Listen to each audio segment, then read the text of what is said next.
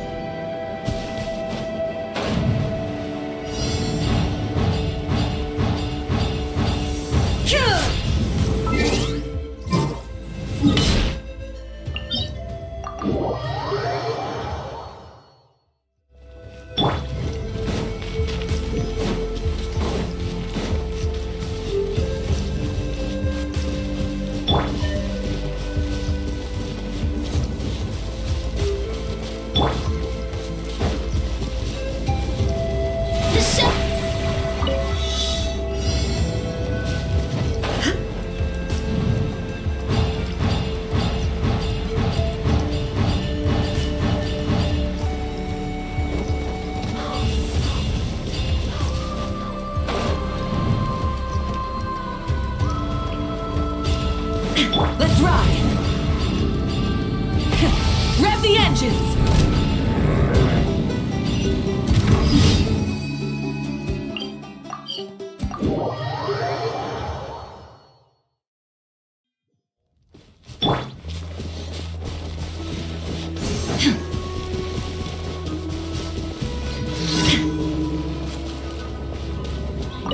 There is no escape! Let's ride into this fire! Shower me with praise! What's this? Illusion shattered!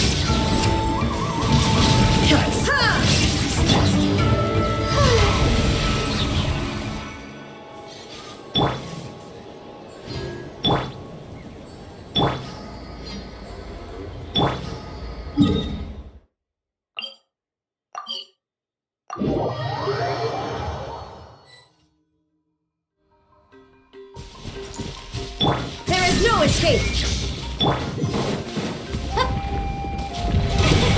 Burn it down!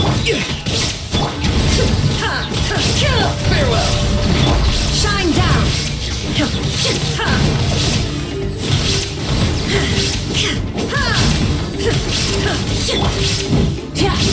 Rise with the sun! Illusion shattered! May I...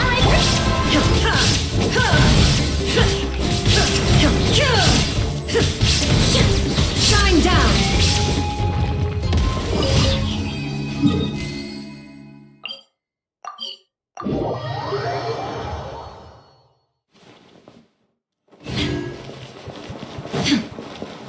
Ad Astra Abyssosk. Welcome to the Adventurers Guild. Thank you for completing today's commissions. Here is your reward. Ad Astra Abyssosk.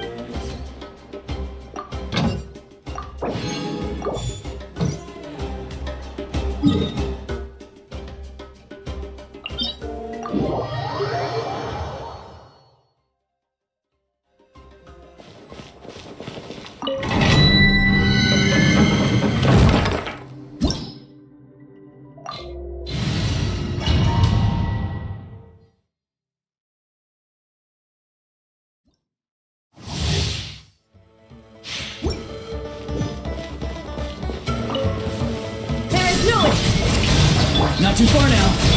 Burn it down!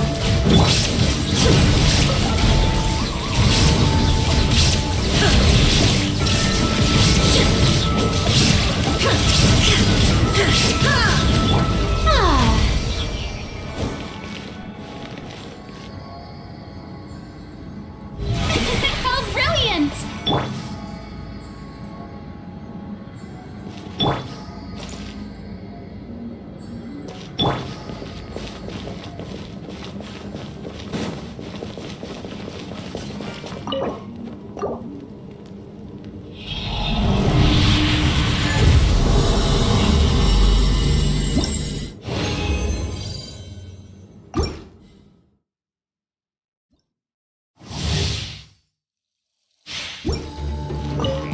Illusion shell!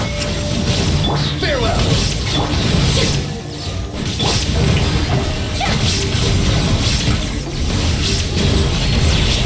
There is no escape!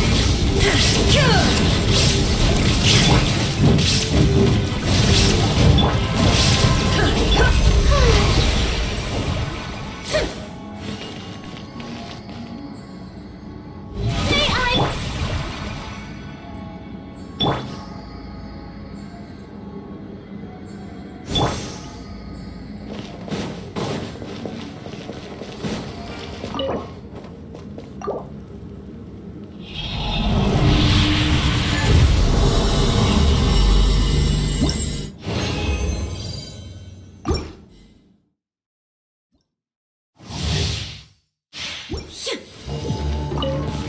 Shine down! Not too far now. Rise with the sun! Strength up!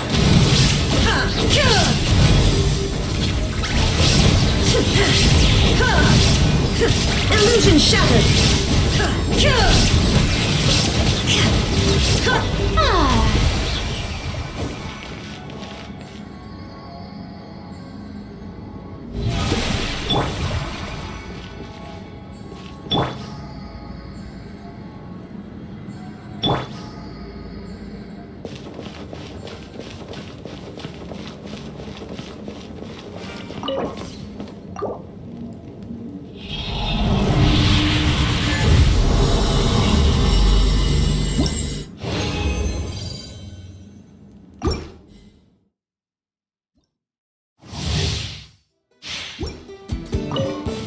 There is no escape!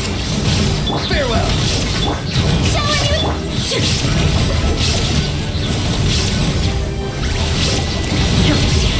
Shine down!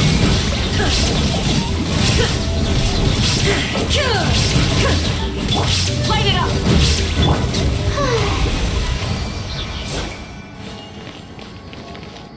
The shell be...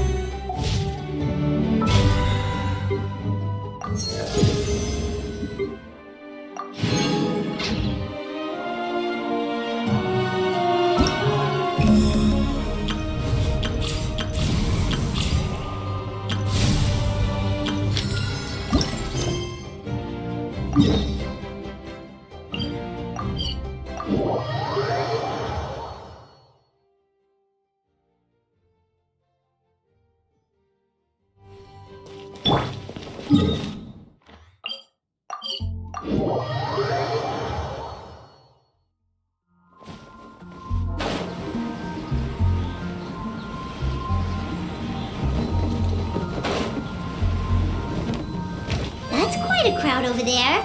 Is someone doing a performance? Let's go see!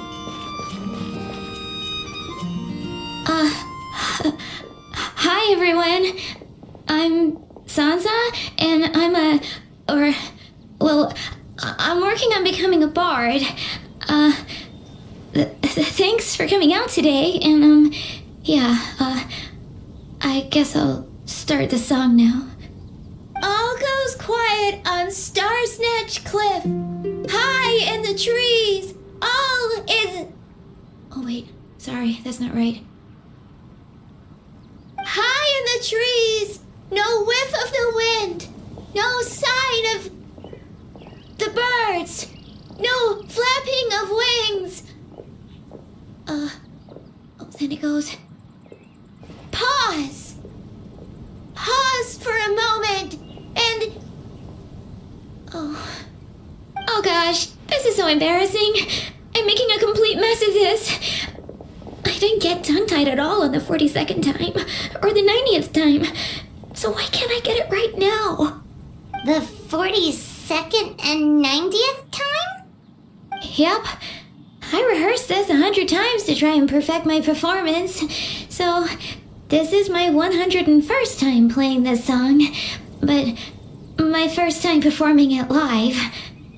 Oh, I really thought it would go well this time, but nope, I blew it again.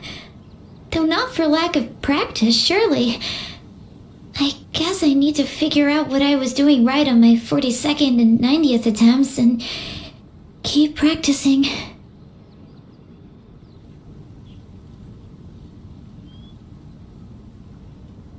Right! That amount of practice should have been more than enough. If it still isn't working, maybe it's more a question of how you've been practicing. Actually, the Traveler here has loads of experience with performing music. Why don't you tell us what your method is? Maybe we can give you some suggestions.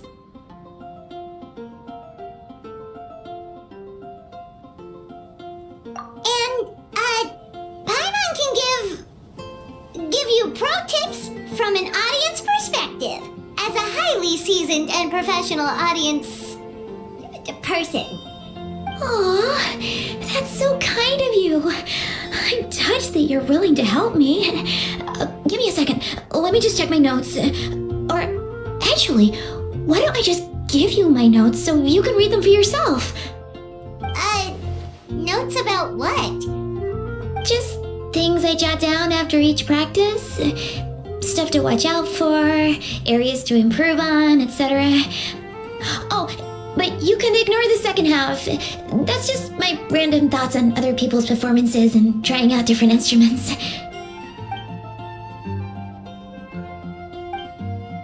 Whoa, this is denser than the encyclopedias in the Mondstadt library. So are you like a music scholar, collector, librarian? Well, my parents always hoped I'd become a scholar, so they made me take classes in all of those things and more. But now, I'm applying everything I've learned in academia to becoming a bard.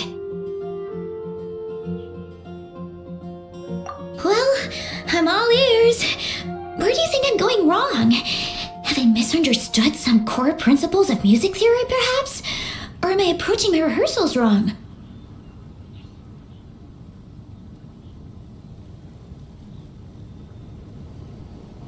Paimon never knew being a bard was such hard work.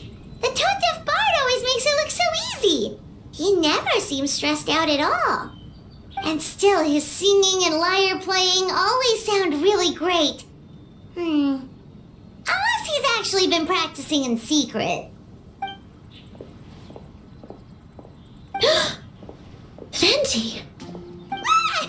Tone-deaf bard, where did you come from?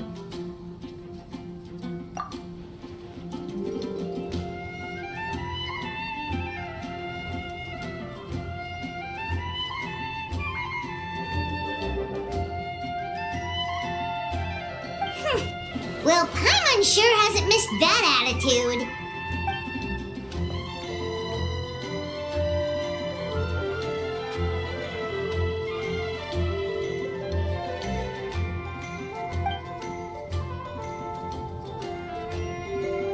A whoosh?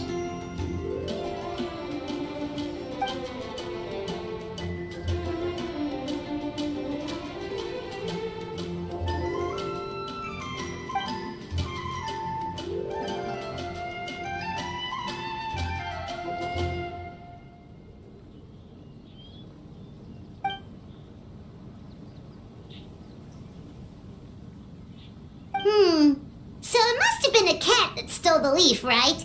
And with your allergies, you can't exactly go chasing it down.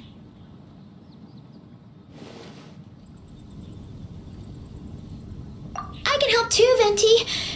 Your music has always been a huge inspiration to me, so it would be my honor. And, after we find it, could I get some advice on songwriting from you? Sorry, I know I shouldn't spring that on you. I was just worried if I stayed quiet now, I might be too shy to ask later, and I didn't want to let the opportunity slip by, so I'm sorry. I hope I didn't make this weird.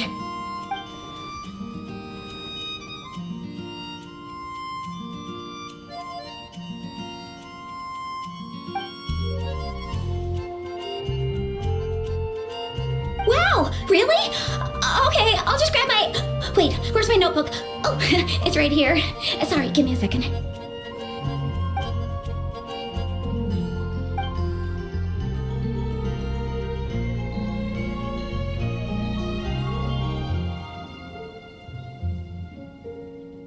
Huh?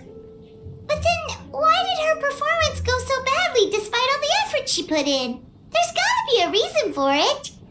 I guess I just lack that natural talent. Maybe I'm not meant to be a bard, huh? Let me think. Maybe it was a sense of yearning. Back when my parents forced me to stay in my room and study, I'd always hear this bard singing outside the window. His wonderful melodies and beautiful voice were like a soft breeze that stirred my heart. I remember thinking to myself, if I became a bard, could I be free like him? Yeah, that's it. I wanted to be free and happy just like him. And like him, I wanted to share that joy with the whole world. But I get so nervous when I'm performing in front of a crowd. I try to mitigate that by doing plenty of practice to make sure nothing goes wrong. But it's no use. As soon as the performance starts, I get tongue-tied.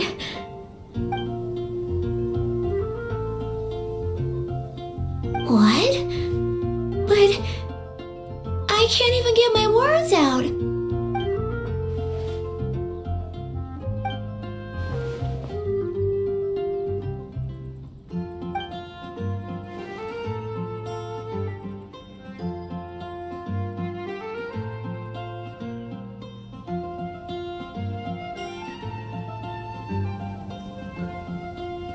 Exactly. If you really want to share freedom and joy with the world, first you need to be the freest and happiest person of them all.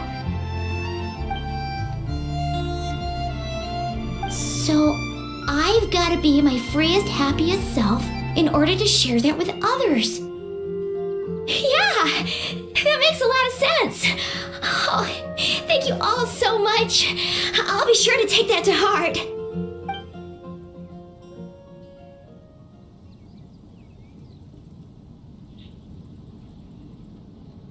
In that case, Paimon will be the audience. Paimon is the most professional and freest audience you'll ever find.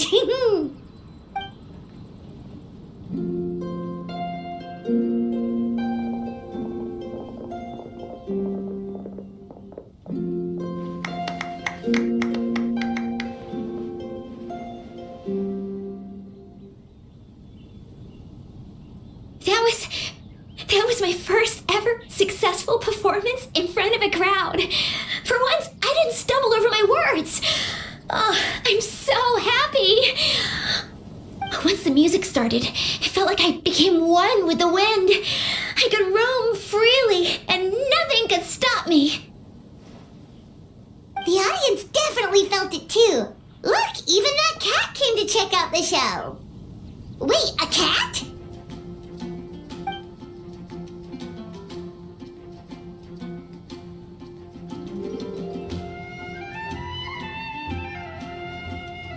Oh, Charcoal! So it was you! I'm sorry, that's my neighbor's cat. Whenever I'm rehearsing, it always comes to sit on the windowsill and listen in.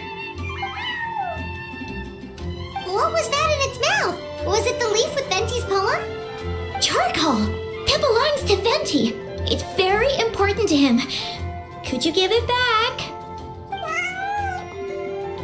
You've helped me so much. I feel bad that I have no way to repay you.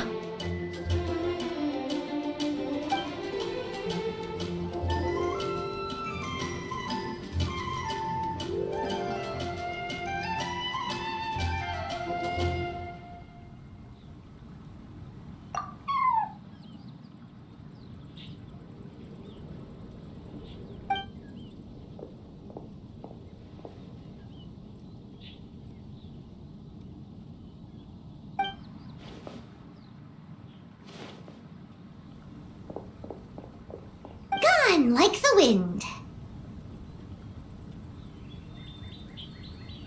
I can hardly believe I got a personal lesson from Venti himself. I must find time to thank him properly. Oh, and of course, I owe you two a huge thank you as well. I can't offer much, but why don't you take this songbook? It's from back when I was studying. I noted down all kinds of tunes from many parts of the world. Maybe you'll find it useful. Oh, and as well as tunes, I also collected all kinds of instruments. You're welcome to try them out anytime you want. It'll be great to have another musician to trade tips with. Awesome! We'll definitely take you up on that.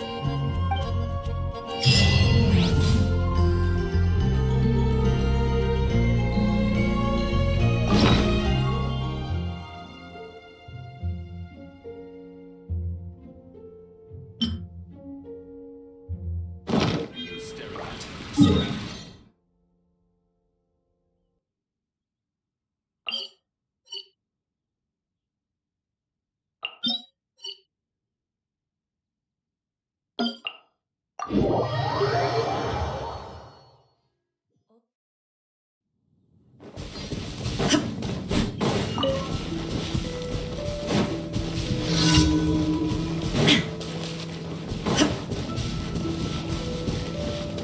is no escape!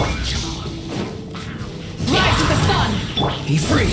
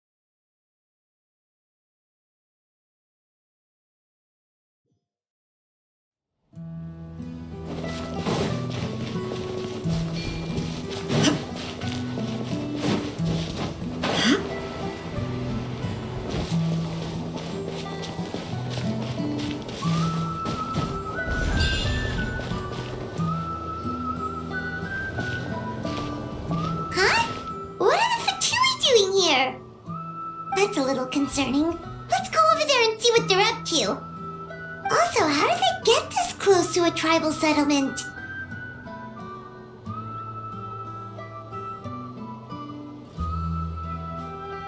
Huh. All the Fatui left in Natlan are probably the captain's subordinates. That basically makes them followers of one of Natlan's heroes. Still, once a Fatus, always a Fatus. Something seems off seeing them here. Let's go check it out.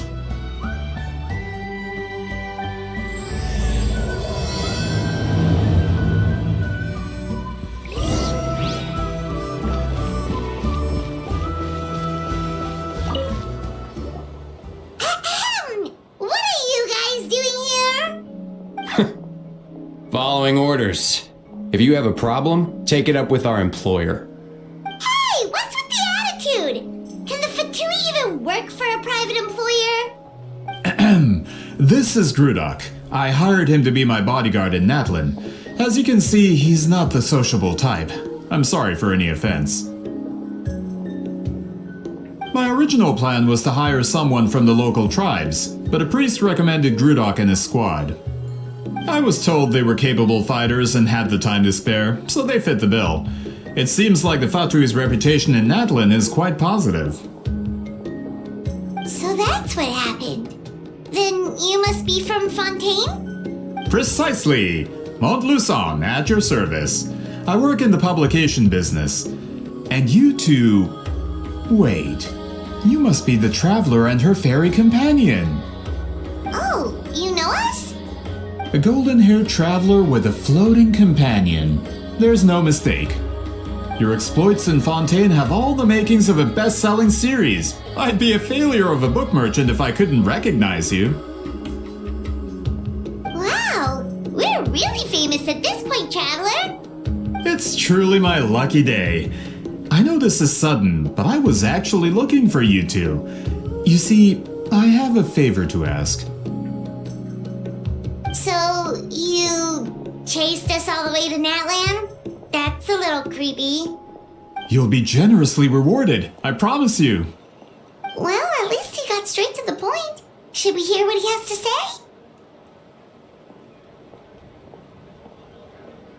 Alright, we'll hear your request. You know the great shaman Citlai, right? I need her help with something. Yeah, the chances of her helping a random stranger just because we asked? Yeah, Citlai really doesn't like dealing with strangers. I heard about that from other members of her tribe, but they told me if one person could convince her, it would be the golden-haired traveler. If you manage it, I'll even double your pay.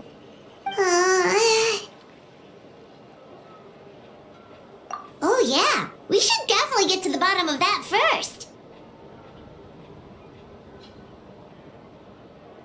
It's kind of a long story, and there's tribal history involved, so you should hear it from an expert. Alie, if you could. Of course. I don't often have an eager audience for this kind of thing. Nice to meet you. The name's Alie. I'm a researcher from the Fontaine Research Institute. Unlike most researchers, I have a keen interest in ancient ruins. That's why I was invited to join Monsieur Montluçon's team. Have you heard of the legend of the great shaman Citlai? Yes, according to local records, she was a color mystic who lived over 200 years ago, and the most adept in her tribe at using that particular technique. Out of all of her exploits, her most celebrated is the Battle of Seven Colors. According to legend, the battle was triggered by an abyss invasion, one of the most brutal in Natlan's history, even from a greater historical perspective. Amazingly, Natlan was able to turn the tide despite being at an extreme disadvantage. The key to victory was none other than a color Citlai created on the battlefield. The color was extraordinary, illusory in appearance while also seeming to possess physical form. Legend has it that Citlai used the color to construct a magnificent maze on the battlefield and trap all the enemies inside. This allowed her allies to launch a counterattack and ultimately secure victory. Anyway, that's the gist of it. We don't want to take up too much of your time. That story is the reason I came to Natlan. I often publish books about the history of other nations. They always end up faring well on the market. When I heard this story for the first time, I wanted to include it in my next collection, but historical records about Natlan aren't very detailed. We haven't been able to determine where the battle took place, or find any definitive evidence that it occurred at all. Even within the Masters of the Nightwind, people dispute the legitimacy of the story.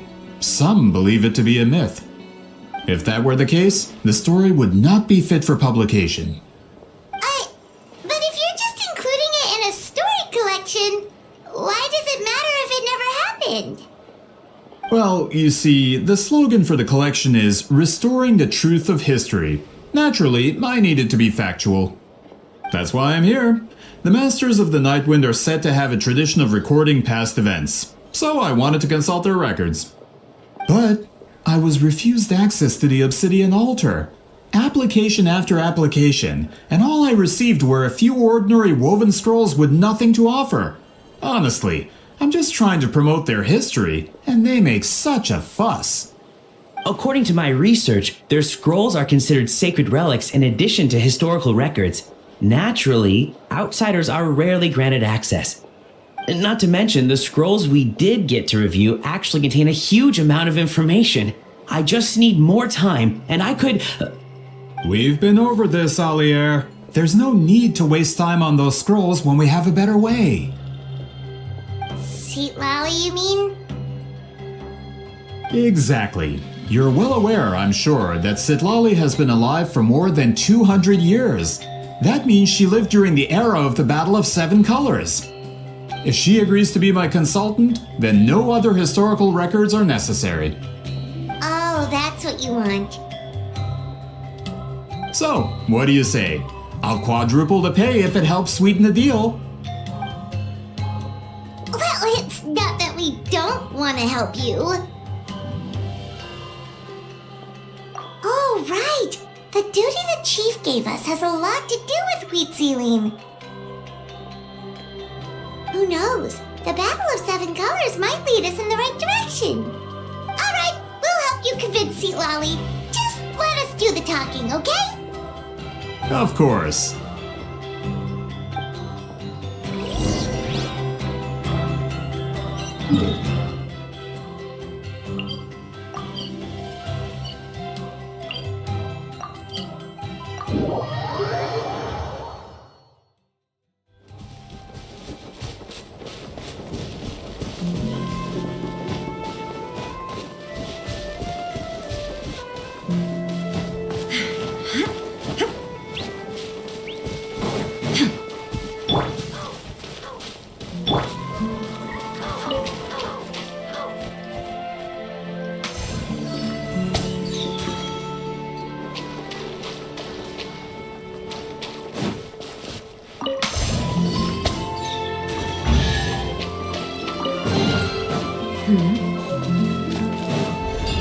Let's ride!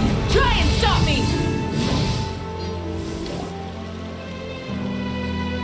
So, this is where the great shaman lives? A bit far from civilization, isn't it? I hope the person who pointed us in this direction wasn't mistaken. For someone like Citlai, it actually makes a lot of sense. Is this graffiti her work too? I wonder if it's a cultural practice. If I could just copy it down, We're here for a reason, Alier. As agreed, you two can do the talking, and we'll wait for you here. Okay, we'll go knock on the door. Hopefully she's not hungover.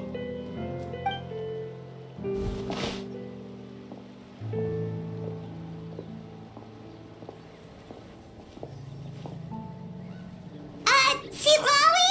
Are you there? We need your help with something! Oh, no response. Maybe she's not home. Oh, Granny Citlai? Are you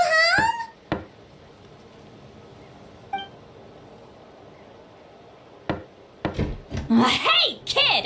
If you're here to challenge me, book an appointment first!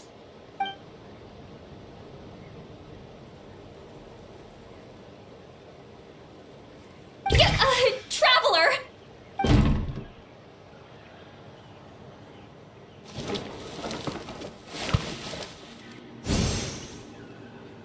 Looks like we came at a bad time. Are you still there? Just come in. We can talk inside. Well, at least we didn't get turned away.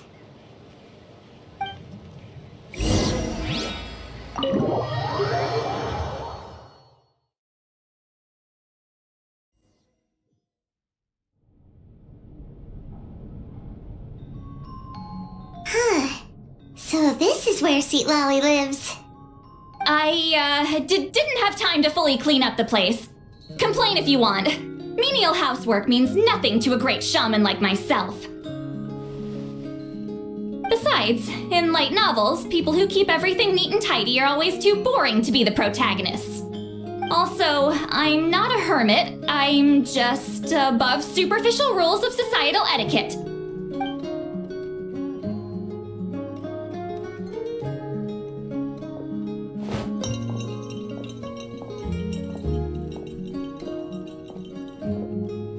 She sure does care a lot about what we think of her. Oh, and that spell I used to transfer my senses to you, you're not still, experiencing the side effects, are you?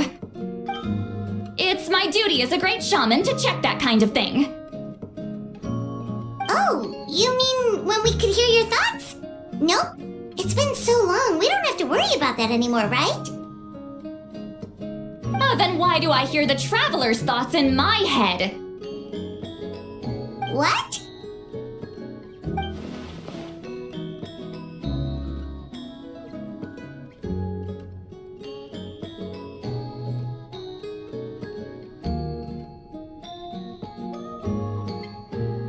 I can still hear you, you know.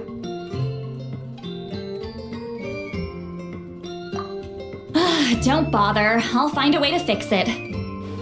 First you hear my thoughts, now I'm hearing your thoughts. It's just a simple spell. I use it on you and now it's on the fritz. Forget it. Just tell me why you're here. Well, someone asked us to ask you to be their consultant. They have questions about the history of Natlan. So they asked the hero of Natlan to put in a good word? Sounds like they know I don't usually trouble myself with other people's problems. The pay is really good.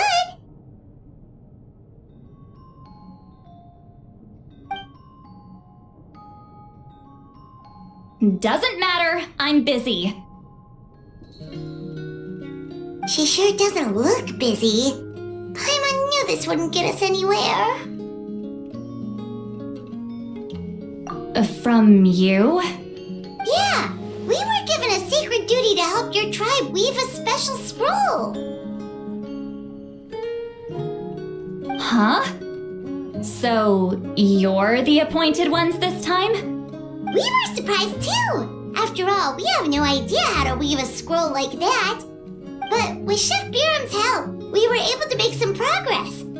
We still haven't succeeded, but we learned that the key to weaving the scroll is a special kind of color.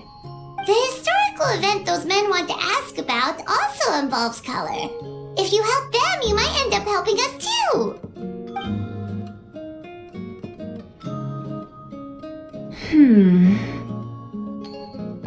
She's giving us that face again. Did Paimon not explain things clearly? I can't decide whether this twist is completely out of the blue or if it was foreshadowed all along. Does that mean you won't help us? I need to think about it. Then there's still hope. Hey, what's the holdup? Just give us an answer already. You agreed to let us do the talking!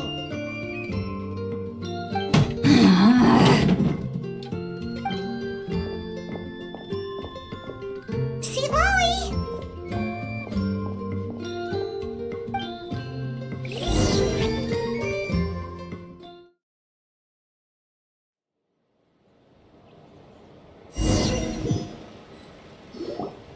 Stand down, Grudok! As your employer, if I tell you to wait, then you wait. Understood.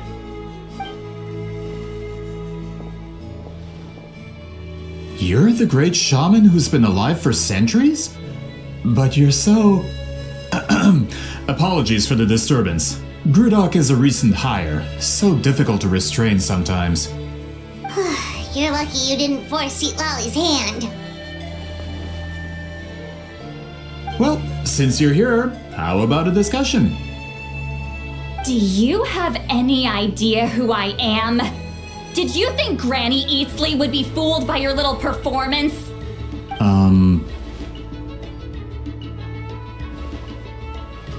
I have no intention of speaking to you.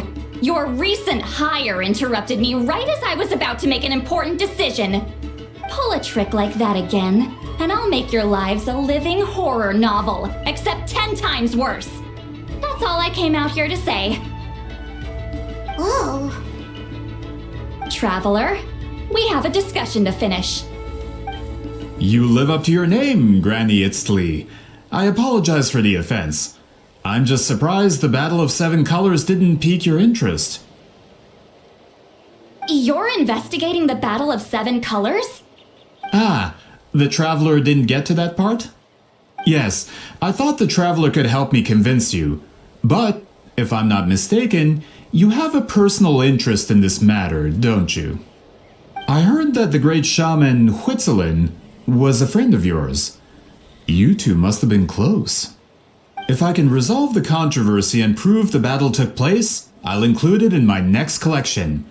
Then, all of Teyvat will learn the truth. With your support, your friend's heroic deeds will once again be known throughout the land. Inspiring, don't you think? If this is really about that duty, then... fine. I'll help you. I'm honored. Save it. I agreed to help the Traveler, not you. You'll just have to leech what you can. Well, at least she agreed to help.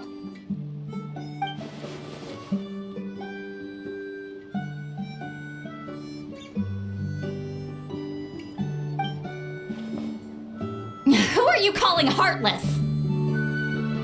Not a problem. I always planned to work with the Traveler. So, did you directly experience any events of the battle? Do you have any idea where it took place? Can you think of any relics we could use to prove it? Talk at me, why don't you? Fine. No, no, and no.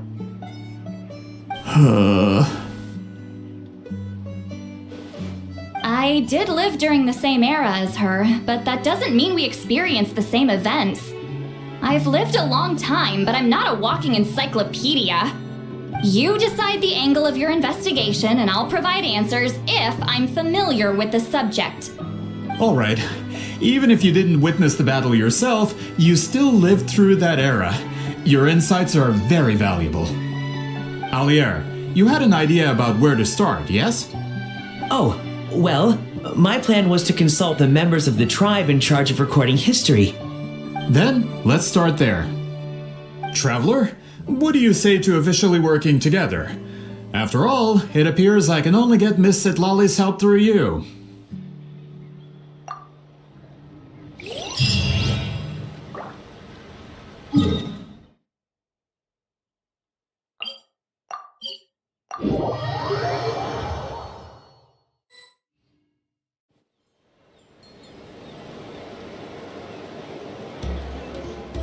You don't seem super invested in this whole thing, Citlai. The Battle of Seven Colors is something I've only ever heard about. I know as much as anyone else in my tribe. But how? Weren't you alive when it happened? I wasn't there when it took place, and she never told me about it. That's how. But Molo-san said the two of you were close friends. The battle was legendary. Why wouldn't Huitziling tell you about it? Close friends? More like arch rivals. Something Montlusan would know if he actually did his research. Did you see the graffiti outside my house? That's not my doing. All students from Huitziling's School of Shamanism must pass an extremely difficult trial before graduation, defeating me in battle. Those graffiti drawings are how they challenge me. Of course, none of them ever succeeded. So, after Huitziling's death, her students had no choice but to modify the requirement. Instead of defeating me, all they have to do now is last long enough. As my rival, Huitziling only had one achievement that surpassed my own, and that was the Battle of Seven Colors. I can only assume she had some kind of secret technique at her disposal. It makes perfect sense that she kept it from me. I'm a fast learner. Telling me about the technique is no different than handing it to me on a silver platter. As if she would give away her one advantage. Oh, that makes sense. Anyway, all of that is secondary. Like I said, I'm only here to help you fulfill your duty.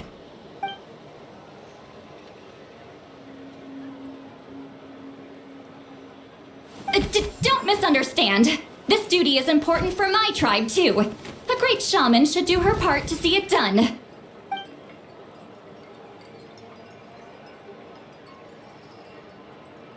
Excuse you?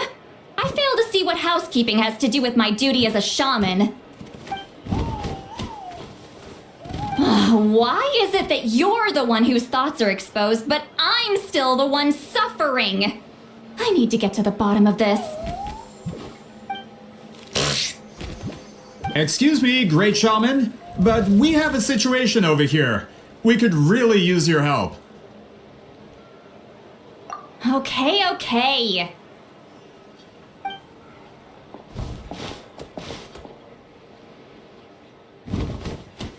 Of course the Battle of Seven Colors happened. The woven scroll proves it. Wheat Ceiling used a mysterious color to construct a maze and trap the enemies inside. That's just your interpretation. There's more than one way to understand that scroll. Besides, constructing a maze out of color is ridiculous. Wheat Ceiling was one of the most powerful shamans of her time. She definitely could have pulled it off. That's the biggest problem. She had students. Why not pass it down? A technique that powerful? And no shaman since has ever used it? Her students are keeping it a secret, of course. If you knew a technique like that, you'd be a fool to show it to just anyone.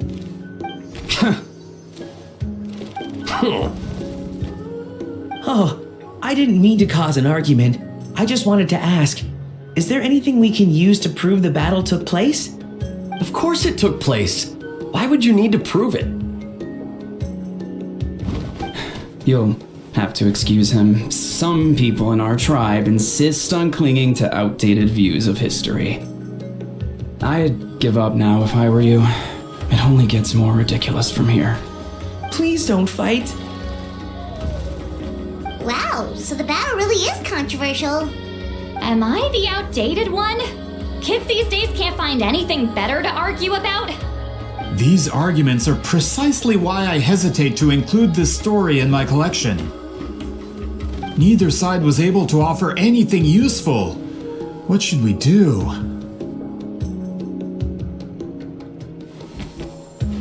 Wheat Ceiling was a passionate teacher. We were opposites in that sense. The technique she used in the battle must have been her masterpiece. There's every reason to pass it on. Still, if the technique is powerful enough to single-handedly stop an invasion, it also makes sense that her disciples would keep it a secret. We should check with the students from her school. If we can confirm the technique exists, we can deduce certain things about the battle. But as far as I know, most of the shamans from her school occupy high positions in the tribe. Not the type of people outsiders like us can speak to on a whim. Right. The obsidian altar is off limits to you. But, if I go... Is there a problem? Most of Wheat Ceiling students are respected priests in the tribe. But that means they had to go through me. Or try, at least. I, of course, humiliated them from a young age. Those who hold the position now are the ones who lasted long enough before I wiped the floor with them. If I show up without warning, they'll run for dear life. That's not gonna get us any answers. Yeah, Paimon can see it now.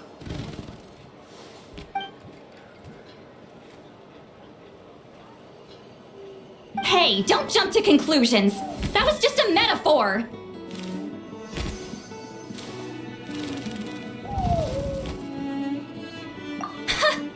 Only you have the guts to joke like that with me, traveler. Fine, I said I'd help, so I'll help. But don't blame me if it goes wrong.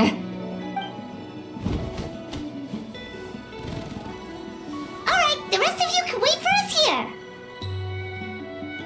We appreciate the help.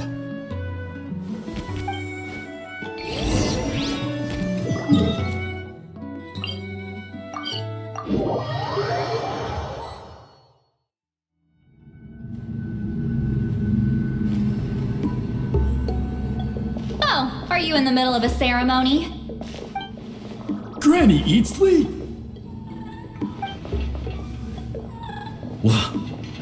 What is she doing here?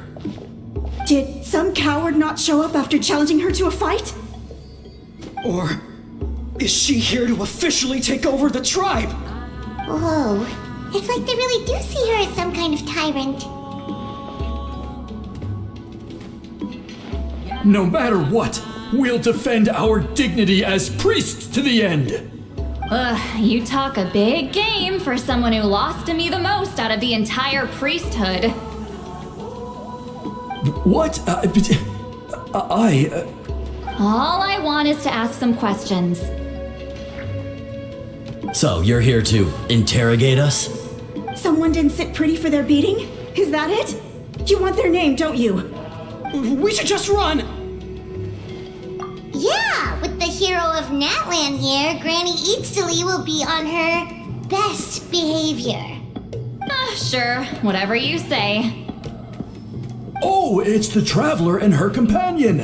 That does make me feel better. How can we help you? We wanted to ask about the technique you inherited from Huitziling. So you can eradicate our school once and for all? Disciples of our school have challenged her year after year, just as our master instructed. Sounds like she's finally had enough. Well, you're not wrong. If we want to protect our legacy, one of us needs to run! Not this again. Just how much did you traumatize them, Citlai?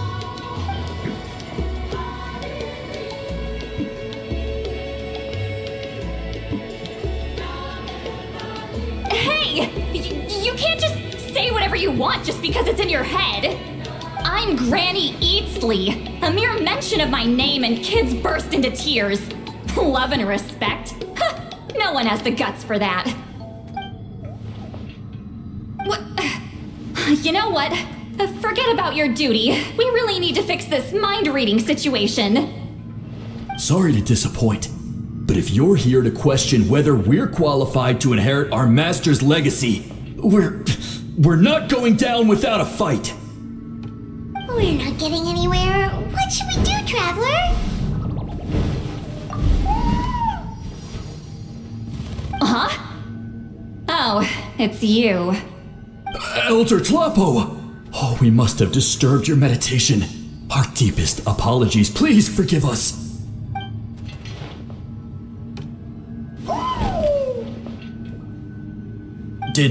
Did Elder Tlapo just issue a declaration? From what I can tell, in a single word, the message was... friend? Is Elder Tlapo telling us to treat Granny Eatstily as a friend? That's not possible, is it? Oh, you forget yourselves, my friends. You are esteemed priests of our tribe. Where are your manners? But, Chief! I didn't expect to see you here, great shaman. My sincere apologies for the lack of hospitality. Well, I wasn't exactly planning to come to this crowded place. So you can save the pleasantries, Chief. I'd rather get this over with. Understood. Now, as successors of Huitziling, I understand your friction with Granny Eatstily. However, Elder Tlapo's declarations have always showed us the correct path. You would do well to respect his counsel. So, mind your manners and allow Granny Eatstily to ask her questions. Good thing Elder Tlapo and Chief Biram are on our side.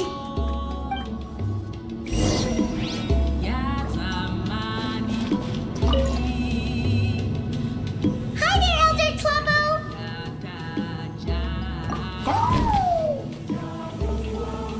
Hey, he seems pretty happy to see us. He's the one who put you in charge of the scroll, right?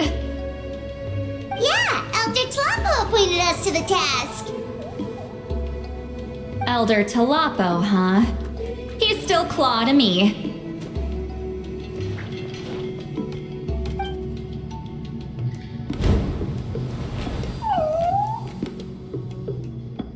Hey, don't pull that cutesy stuff with me. You're an Iktomi-Sor Elder now. You occupy an eminent and important position within the tribe.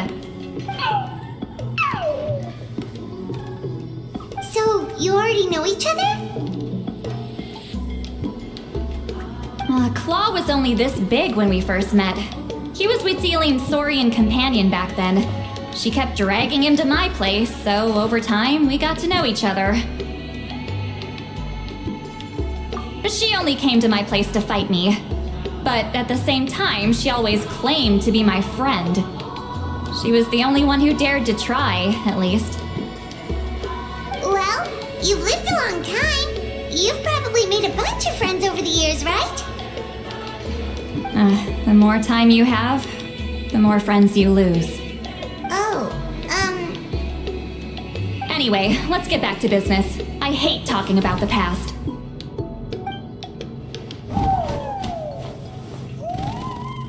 Oh, 200 years and you still haven't given up, Claw?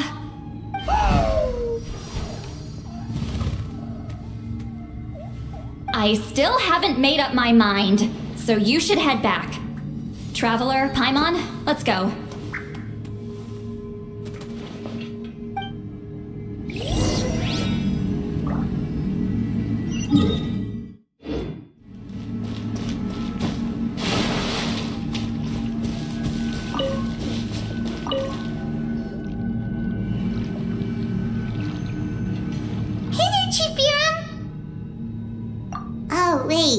We haven't reached out since the last time we failed the task, huh? I'm just grateful you haven't forgotten that duty. Actually, we have good news! We found another clue! I'm all ears. It's the Battle of 7 Colors. Huitzilin's claim to fame? That sounds promising. But the battle took place hundreds of years ago. An investigation is bound to be difficult. True, but Granny Easterly promised to help. Is that so? Huh. I've tried seeking her help in the past, but I never managed to coax her out. You should cherish this opportunity. Hey, don't complain! None of the previous chiefs succeeded either. Forgive me. That wasn't my intention. It was a comment on my own failings. Paimon said you've been trying to figure out how to weave the special scroll. It is my duty, great shaman. Why bother? The scrolls always end up completed on time. So what's the point of figuring it out for yourself? If I may, this task concerns the history of Natlan as a whole. And in many ways, history is the memory of a people. Memory is sacred to our tribe. I'm sure a great shaman understands that better than a humble junior like myself. Something this important cannot be left to baseless rumors. I know you don't concern yourself with the daily affairs of the tribe, Granny Easterly. Even so, as a priestess, I trust you wouldn't leave something like that to chance. I get your point. Of course, the one time I wish you could read my mind, it doesn't work.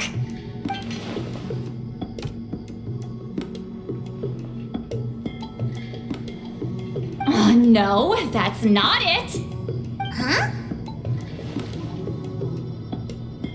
It's not important. Rest assured, Biram, with my help, the Traveler and Paimon will definitely be able to complete the task.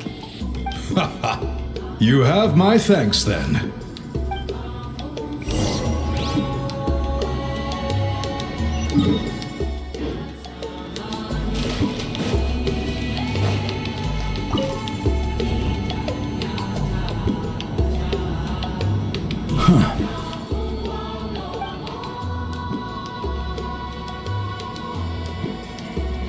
So are you here to test whether we're qualified to inherit Master Huitzilian's legacy?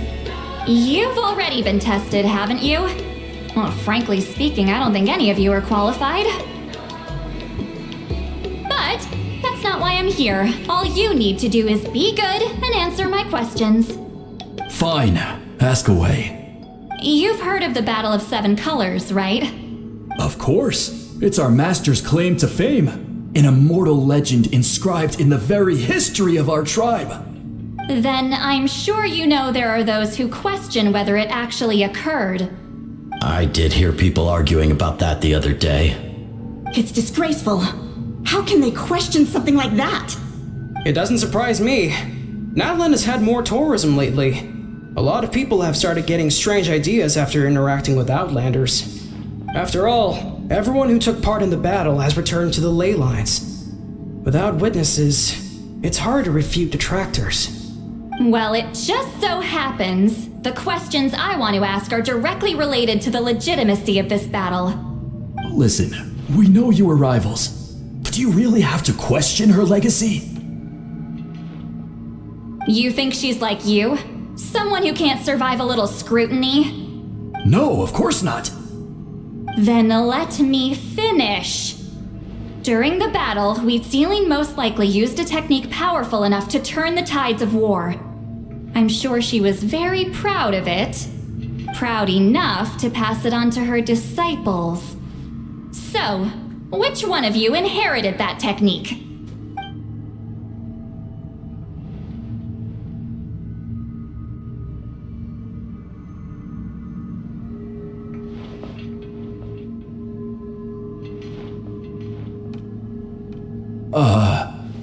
I don't think any of us have heard of it. Listen, I'm not trying to take it for myself, so be honest. With or without it, I can wipe the floor with any of you. Yeah, no objections there. But I'm telling the truth. None of us have ever heard of that technique. What's wrong with her? Why would she let it go extinct? Master's body of work is massive. No one student could hope to learn all her techniques. Mastering just a few already takes a lot of effort. Master had no choice but to recruit many students, split up what she knew into different portions, and pass it down through various individuals. So even though we see ourselves as representatives of Wheatsealing's school of shamanism, what we know isn't the sum of her legacy. Actually, I know of a shaman family that inherited some of Master's techniques. The family fell on hard times and lost the right to the priesthood. Still could be worth a shot. But if they inherited Wheatsealing's secret technique, shouldn't the family be thriving? Well, it's the only thing I can think of. All right, give me their address. I'll mark it out on your map. To be honest, I'm not optimistic about the future of this investigation. That's because the request came from you. You don't know the power of your own words, do you?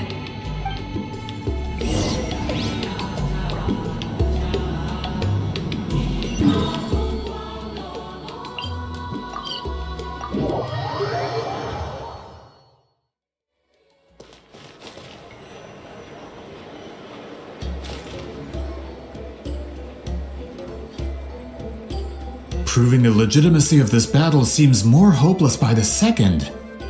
Nothing we can do about that. Well, even if our investigation ultimately proves the legend to be false, that's still a worthwhile result. Although I'm here for business purposes, I have a personal interest in this as well. I'm drawn to matters of historical truth. That's exactly why I chose to follow you, Monsieur Montluçon. Listen, I'm just updating you on the situation, not asking for your opinion. I don't really care whether you continue your investigation.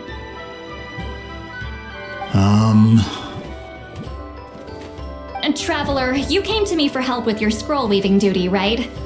You thought looking into the Battle of Seven Colors could give you answers. That's understandable. But based on our progress, I'd say this is a dead end. Instead of wasting time, you might consider taking a different approach. I'll try to think of another way to help you. Respected traveler, let's not forget about the compensation I promised. You shall have it in full. Extra, if that's what it takes. What makes you say that? Yeah, based on what you've told us so far, it kinda seems like there's unresolved tension between you two. You think so? She claimed to be your friend, but picked fights with you non-stop, and never told you about her biggest accomplishment. By figuring out the truth behind the battle, maybe we can finally help you get closure. Closure? I'd say we're 200 years too late. But fine, if you want to keep investigating, be my guest. Ah, that's wonderful news. Alright, let's go visit the shaman family.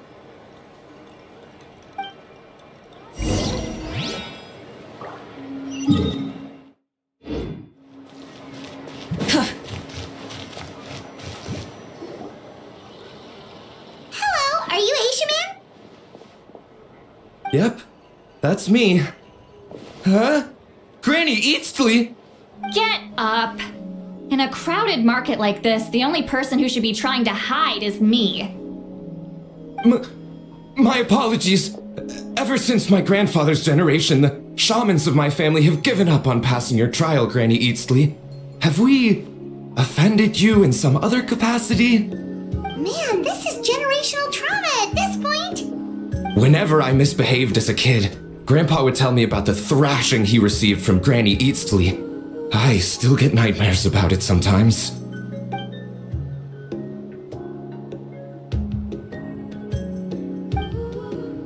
Hey, don't get any funny ideas. This was your idea, remember? Keep asking your questions. I'm going to find somewhere quiet to wait.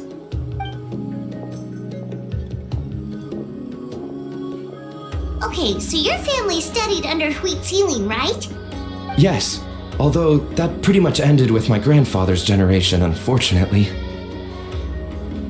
The techniques my family learned from Citlai didn't have much practical use in terms of tribal affairs, so during my grandfather's time, we quit the priesthood. Turns out, shaman techniques aren't that useful outside the priesthood either, so over time we abandoned them altogether. Of course, it's possible that we were just too foolish to understand the true power of those teachings. After all, Citlai was a genius. None of her students have been able to fully reproduce her talent. Do you know which techniques were passed on to your family? I'm not sure. As a kid, I remember hearing my grandfather talk about them, but it's not like I can use them myself. Just think about it for a sec. Do you remember anything about a technique that can decide the outcome of a battle? Decide the outcome of a battle? No, I don't remember anything like that. Besides, my family wasn't really known for our talent. If a technique like that exists, I doubt Citlai would pass it on to us. You might have better luck asking one of the priests. They're descendants of Citlai's most gifted students. Well, looks like we're back where we started. Still no definitive evidence the Battle of Seven Colors took place. Alier, do you think we have enough to draw a conclusion? All we have are non-witness accounts. We could put together an interview, but that's not going to hold up in academic circles. Then we have to keep going. Oh, you're investigating the Battle of Seven Colors? Yeah, you know about it? Not a lot, but there's something special about my family. In addition to shaman techniques, Citlai's stories were passed down to us as well. Say what you want about my ancestors' dedication to shamanism, but they definitely paid attention to those stories. And of course, the Battle of Seven Colors is the most exciting story of them all. We don't need another story, we need something concrete. Does no one in your tribe understand that? I'm not sure if this is helpful, but the story passed down in my family is a little different from the one told in the tribe. Really? Well, it's Citlai's personal account of the events, so it's a lot more detailed. For example, in the version I heard, the battle took place in a location known as Chico Mostuk Cave. That means you can tell us where to find it. Have you ever been to this place? Unfortunately not. I studied maps of Natlan before we left, Monsieur Montluçon. I don't remember ever seeing such a name. Could your ancestors be mistaken, Mr. Asheman? It's unlikely. My family may have let the shamanism side of things fall by the wayside, but we're serious about these stories. In the words of my grandfather, some things deserve to be passed down more than secret arts. If Huitzilin's version of events differs so much from the general understanding, that makes it even more likely the battle is completely made up. Yeah, that's disappointing. Oh, hold on. You mentioned the Chico Mostuk cave? Oh, yes? Can I clear something up for you? It's been more than 200 years. Huh. I never thought I'd hear that name again. What do you mean?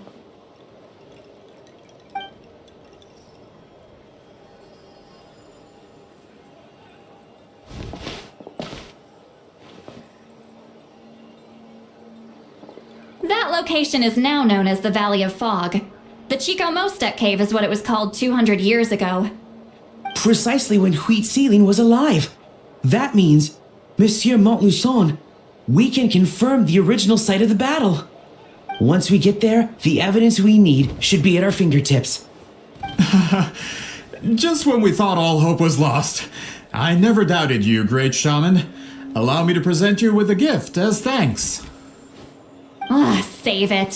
Flattery won't get you anywhere with me. Wait, Mr. Montluçon works in publishing. You're a huge fan of light novels, right, Citlai? Maybe he could get you some that are out of print. Really? Out of print, huh? Sure. Do you have any in mind? Well, if we're talking collectibles, then the first edition of Shogun Almighty Reborn as Raiden with Unlimited Power is a must. It's the first major hit of the isekai genre. Several editions have gone to print, but copies of the first edition are exceedingly rare and valuable. I see. There's also its sister work, Pretty Please Kitsune Guji. It was Yae Publishing House's attempt at gauging the new market trends. It's opened the door to a new genre after readers grew tired of isekais. The sales speak for themselves.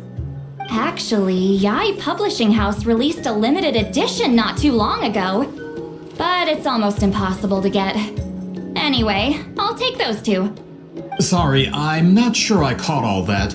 What were the titles again? Reborn as Kitsune Guji? These two titles are among the most successful and well-known works in the entire industry. You're telling me, as someone who works in publishing, you've never heard of them? I'm a merchant from Fontaine, after all. Regarding this particular genre from Inazuma, I'm afraid I lack your level of expertise. Amateur.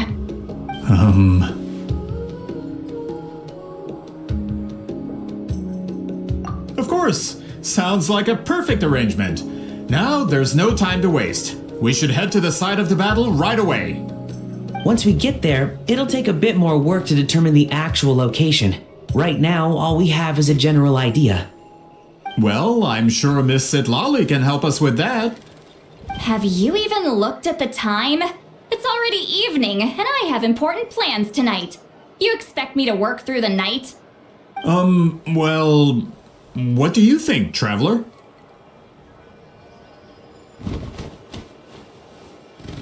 Okay, we'll find a place to rest for the night. When should we meet tomorrow? He's persistent, huh? How about noon? Do we have to wait that long? Great shamans have important matters to attend to in the morning. That's only because I have important tasks to complete at night. All right, as Miss Citlai instructed. Let's meet back up tomorrow at noon. We'll be waiting at the exit of the tribal settlement.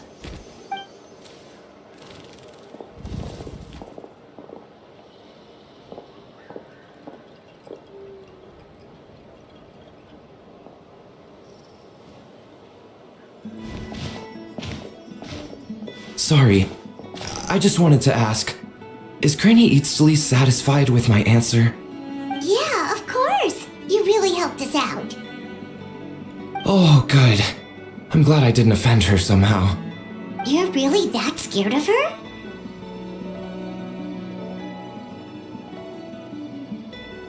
To be honest, Granny Eatsley almost never interacts with ordinary tribespeople like us. Everything we know about her comes from rumors. She's a powerful shaman who's lived for over 200 years. As a great hero, you're probably the only one who isn't intimidated by her.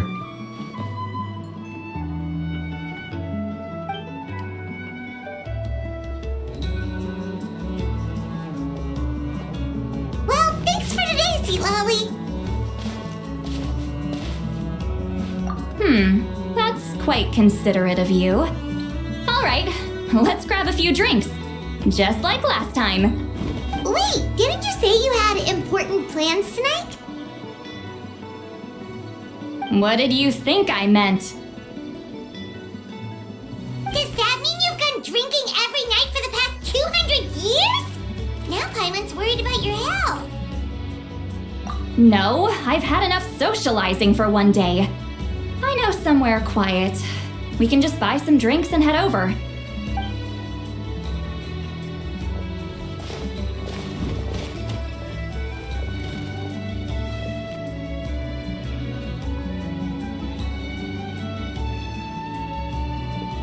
Which will also give us a chance to solve the mind reading issue.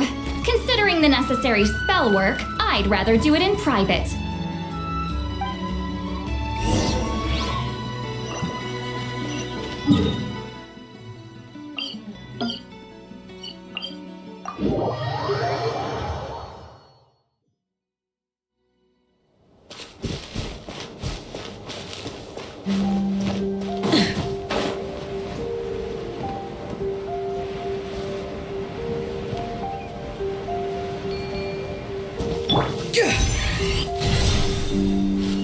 Steady.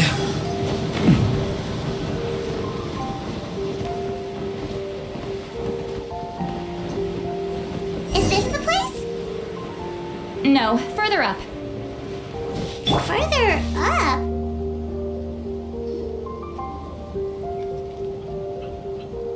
Whoa, this is like a secret base. Sometimes I want the fresh air, but not the company. So I come here. Let's see if my stash is still here. Ah, great! The halberd crest birds didn't eat my snacks.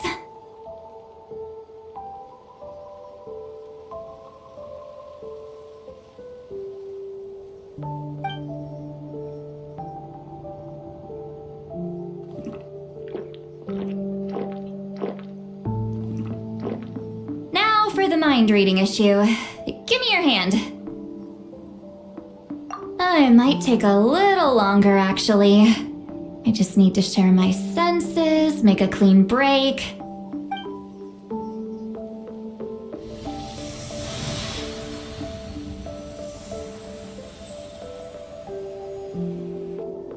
And that should do it, right?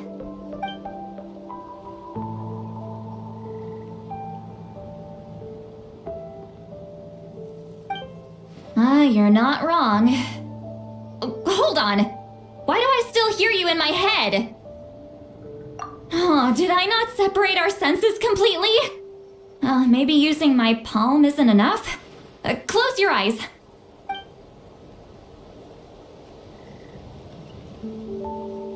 Oh, please work, please work. A great shaman should be able to handle this. Okay, what about now? Huh? And now? Huh. Whenever I try to remove the effect, it just flips direction and gets worse.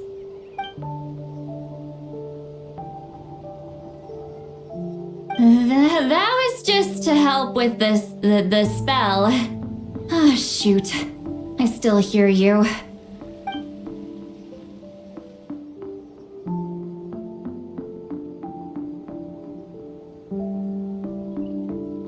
For a human soul, to lose the boundaries of the mind is to drown in the sea of consciousness without a concept of self. Wait, that sounds bad. I read that in a light novel. When it comes to the real world, I think it's pretty accurate. Is Citlai drunk? She's not making much sense. Anyway, we'll just have to leave it for now. Hearing the traveler's thoughts isn't that bad, right? You should just tease her. That's what Paimon would do.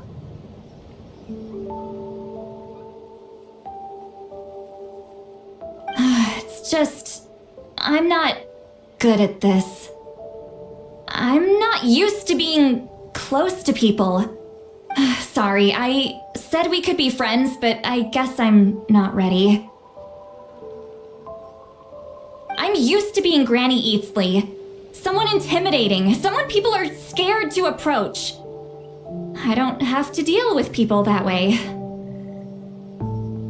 Yeah, Paimon's been wondering, why do you insist on living so far away? You could easily become a leader of your tribe, someone everyone loves and respects. When you live as long as me, a person is like a flower.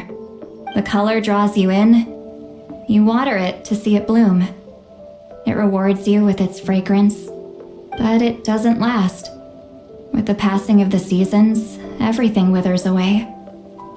You can try to water it, but it will never bloom again. Even if the same plot of soil is covered in flowers the following year, the one you remember won't be there. That's just how it is. Most of the people in my life will be gone one day, just like a flower. Getting close means losing friend after friend for hundreds of years, until the weight of their memories crushes my soul. If people don't care about me, then I don't have to care about them. It's better if the people in my memories are nothing more than fleeting strangers. Citlai. You won't live as long as me, so you don't have to worry about that.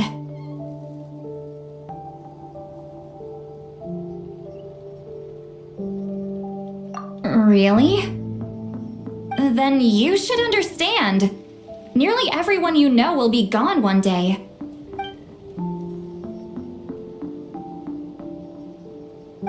Traveler?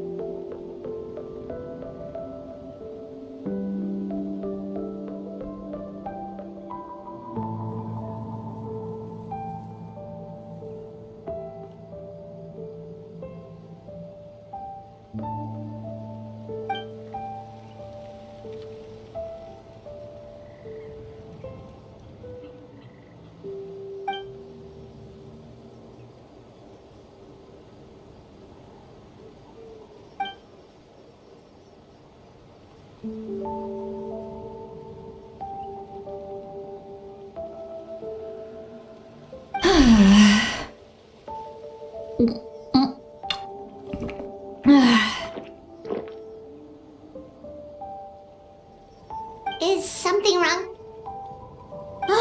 Stupid mind-reading side effect won't go away. It's not like I want to hear you complain about me all the time. Okay, she's definitely drunk. Citlai, maybe take it easy? At this rate, you might sleep past noon tomorrow. I'm not drunk. I remember everything the traveler said. Just gotta think of a response. I'll think of something. Uh-oh, not this again. Is she asleep? I'm fine. Can get home by myself. Is she talking in her sleep or talking to us? She seems kind of out of it. Bye. Gonna walk back alone. Need some time to think.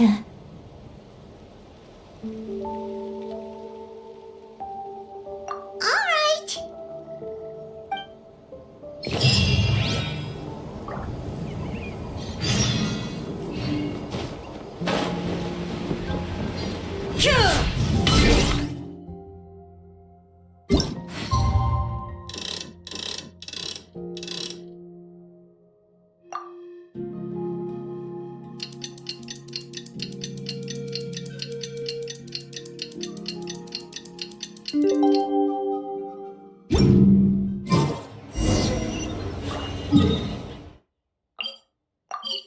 This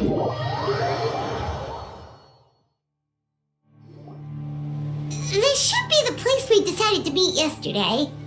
Who knows if Citlai will show up on time? She drank so much last night, she might not even be up yet.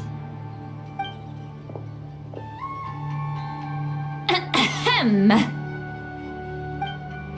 Citlai!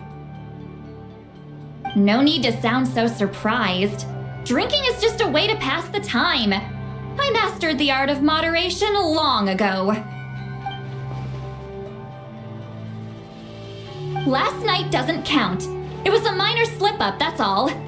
Anyway, I gave everything a lot of thought, and I think you're right about something.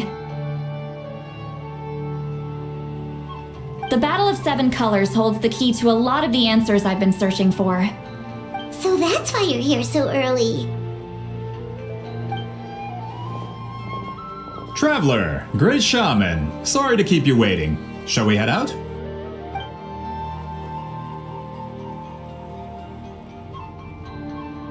Just follow me. I'll confirm the location myself. Of course.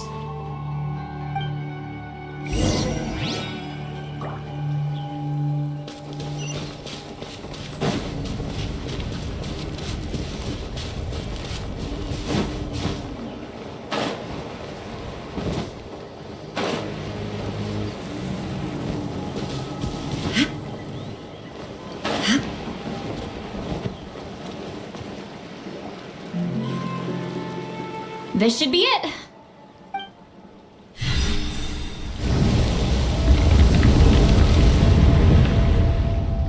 So the battlefield is inside this place. That could explain a lot of our academic questions. Don't lose focus. Once we get to the actual site of the battle, all the evidence needed for publication will be at our fingertips. Everyone ready?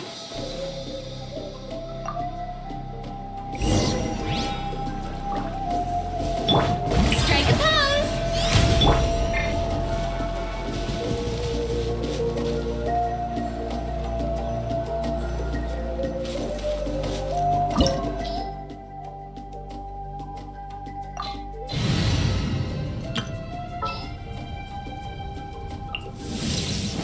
Stay close and you will live. Didn't keep you waiting, did I?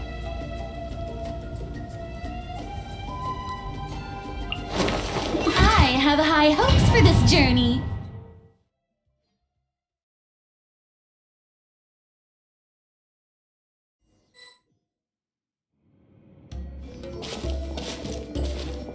So the Abyss invaded through a cave like this? When the Abyss first began to corrode the ley lines, they took every opening they could get. All the items here should be useful for our research. You're not to touch a single one without my nod of approval. I don't support invasive excavation techniques either. Ah, of course. I'll defer to the experts on this matter. Well, shall we continue?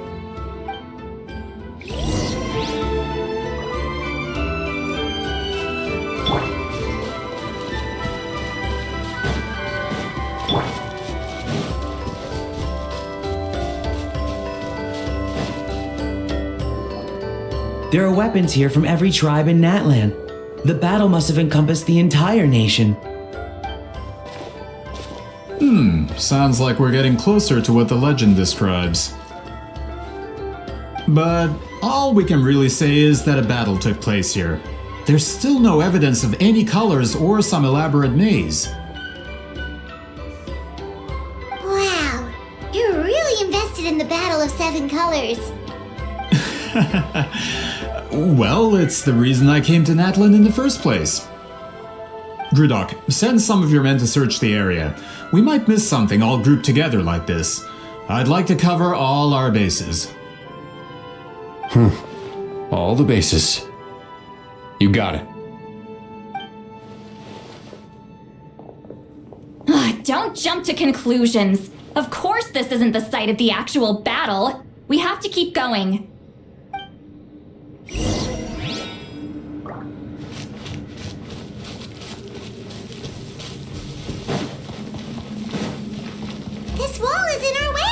I might have an idea. Traveler, try removing that sphere.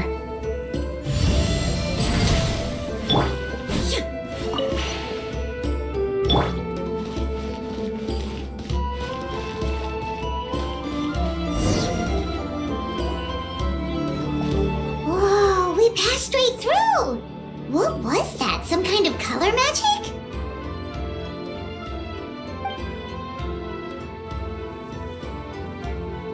It's very close to the technique Citlai might have used.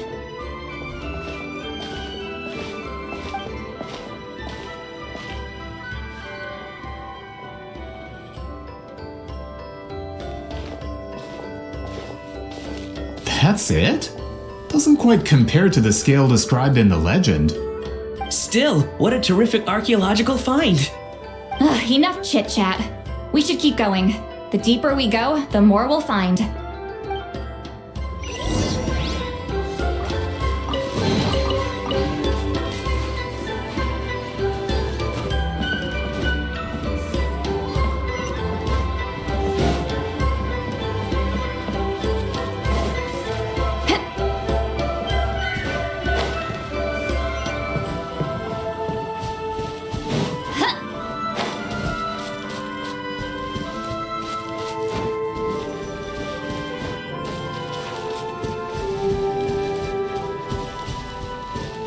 Hold on.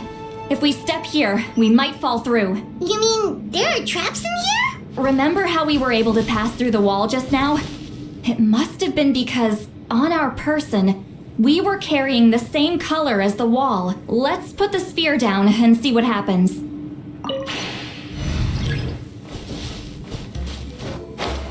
Whoa, you're right.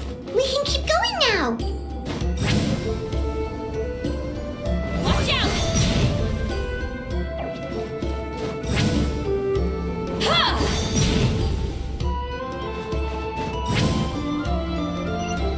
Incoming!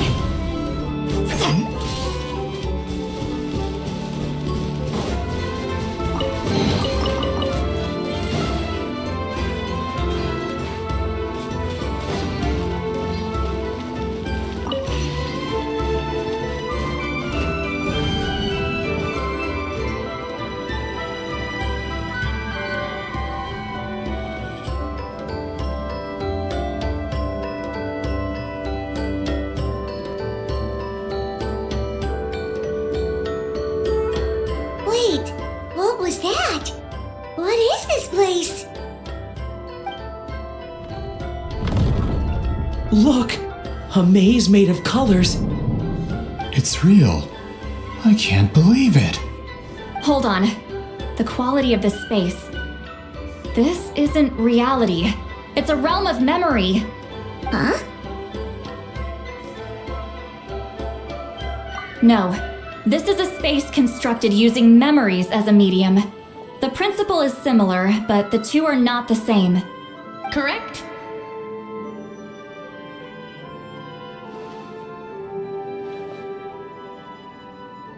Citlai? What? No. It's just a trace of her consciousness left behind after creating this space. Friends, this is my question to you. What is our strongest weapon against the Abyss? In my opinion, it's memory. After all, is it not after losing the capacity for memory, love, and compassion that our enemies fell to the Abyss? That is why, with our memories, we possess a power the Abyss cannot hope to match. I have discovered the perfect medium for us to wield that weapon. You know it as color. The more cherished the memory, the more vivid its color. As memories disappear, their color fades first. That is why color is the best vehicle to wield the power of memory. Guided by vibrant colors, your capacity for memory is what will allow you to navigate this maze.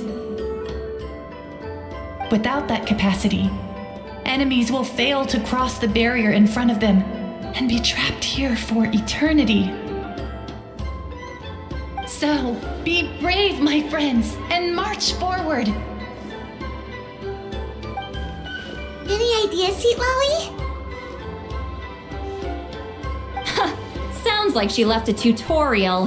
Not surprising. She always did have to handhold her talentless students.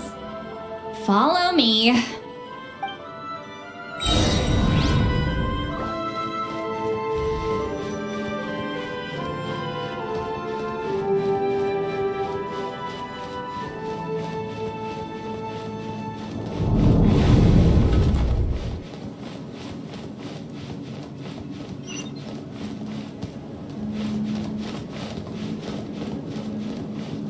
Rise like smoke!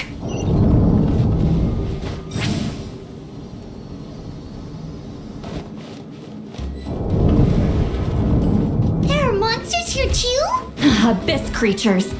Likely trapped here for some time. Looks like a few monsters made it out of the battle all those years ago. Get to work!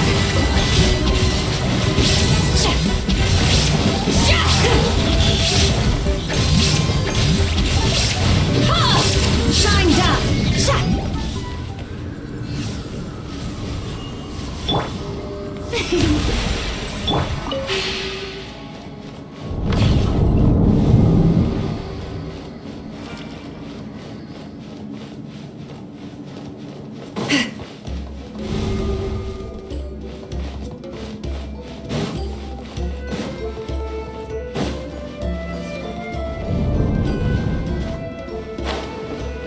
What's with these color-changing blocks? You and Citlai fell through all of a sudden. You scared Paimon half to death. Must be one of the mechanics of the maze. I'm guessing the purpose is to help allies navigate this place.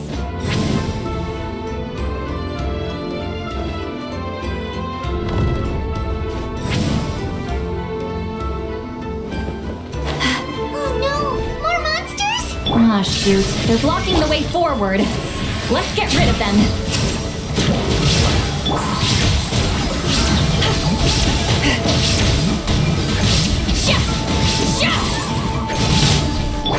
Brace yourselves.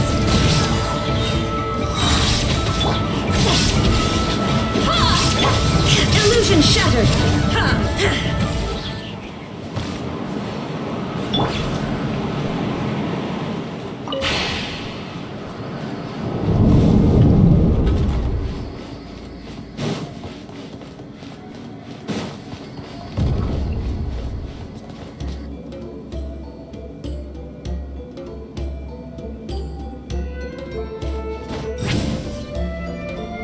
This place is so pretty. If not for those monsters, Paimon would have never guessed this was a battlefield. The showmanship's not bad, I'll give her that. Watch out!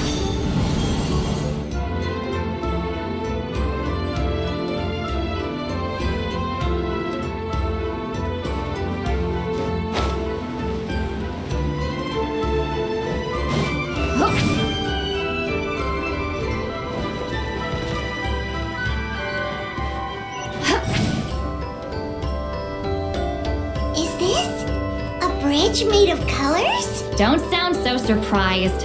We just need to cross and we should reach the end.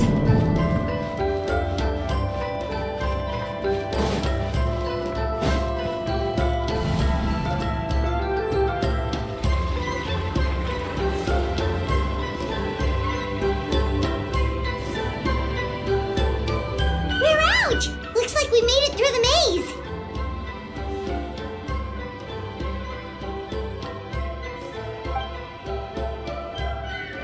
Hold on. This is... Whoa, so pretty! The thing inside the sphere looks exactly like the maze! It's like a miniature blueprint made from a special dye. That color. The dye was modified using a secret technique to harness the power of memories and create mazes like the one we just witnessed. Without that power, it's just a normal dye. But the color it produces is still quite rare. I would say this is the most direct evidence that the Battle of Seven Colors actually took place. The expert has spoken!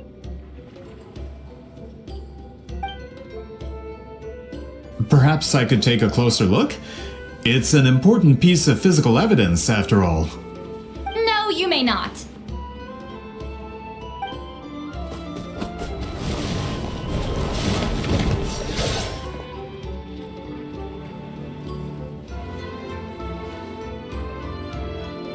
What are you doing? Ah, you noticed my signal. Not bad, Traveler. We make a good team. Huh. So, you've been watching me. A self-proclaimed book merchant who's never heard of Shogun Almighty reborn as Raiden with unlimited power? Please, that work was a commercial success across Teyvat. I knew you were fishy, but I didn't expect you to pull something like this. Monsieur Montluçon, we just need a few pictures for our research, not the artifact itself. What if it gets damaged or destroyed? Shut it! I couldn't care less about preserving this piece of trash. I would destroy it right now if I could. But then there would be no evidence to prove the battle took place. What if that was my goal all along? What? Pretending to be a book merchant? Pretending to promote the history of Natlan and its heroes was the only way to get information out of the people in this tribe. But make no mistake, I'm no lowly merchant. I am the future owner of the largest printing company in all of Teyvat. But the dye in that sphere ruined all my plans before they could even get off the ground. We've received a report that your advertisement in the paper makes false claims. Fontaine Law demands it be taken down immediately. False claims? The dye I advertised is an unprecedented innovation. It produces colors of unmatched radiance. Unfortunately, its qualities are neither unprecedented nor unmatched. According to the lady who made the report, she saw a woven scroll in Natlan made with a similar dye. Even more miraculous, that substance dates back hundreds of years.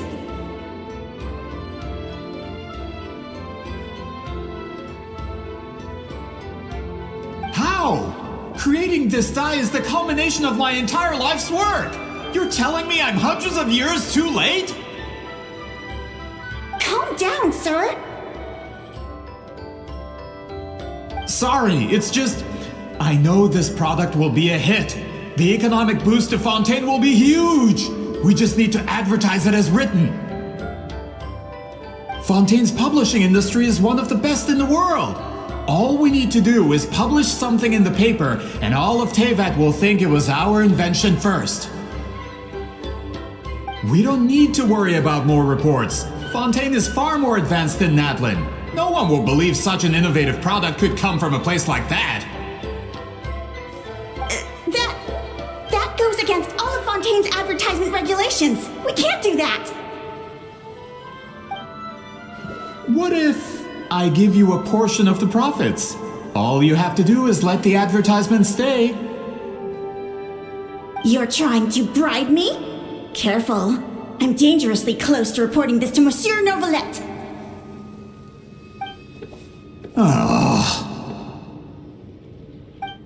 I knew if I was just allowed to market my product, it would be a hit. A bestseller even. I would be a giant in the printing industry.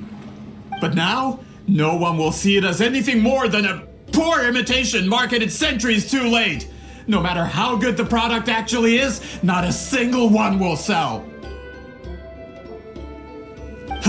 I will never accept that someone from this backwoods, ignorant nation could come up with that dye. Not 200 years before me!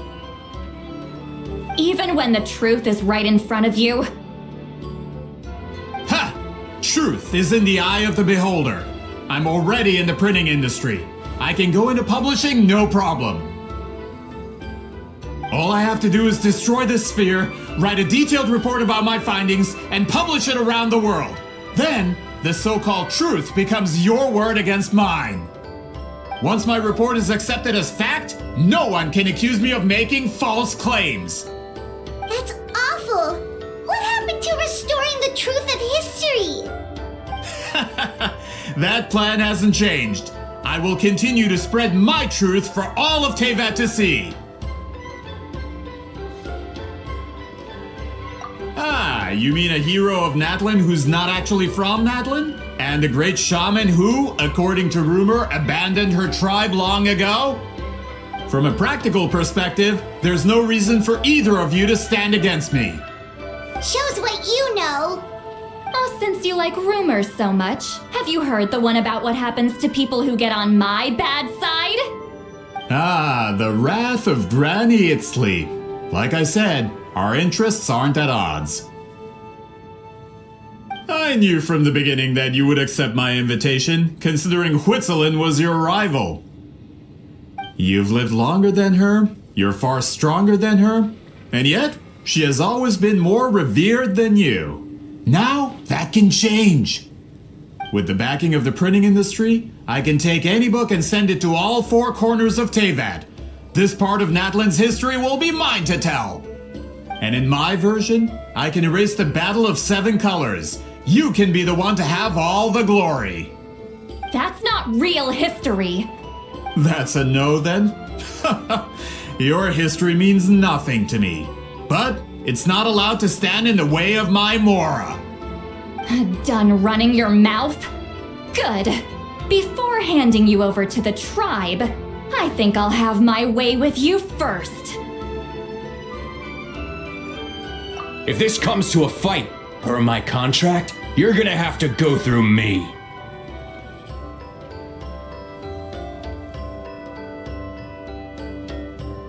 That's right. I didn't pay all that Mora for nothing. Wait, aren't you subordinates of the captain? Why are you helping someone who wants to erase Natlan's history? The captain! You actually bought that? United in the pursuit of Mora, we travel the land to collect debts. Our loyalty is to Regrader, his interests, and his wealth. Regrader? The captain means nothing to them. They serve a different harbinger altogether. Regrader! This man has the potential to become a giant in the printing industry and disrupt Fontaine's economic system. This aligns with Regrader's interests. It's all been a lie from the very beginning!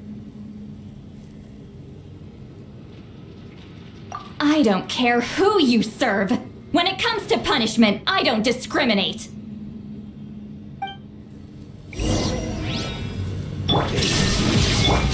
Think you can get away? Let's play! Ow, ow, ow! Suffer the wrath of Citlai! Get to work! Guess this is it. There is no escape!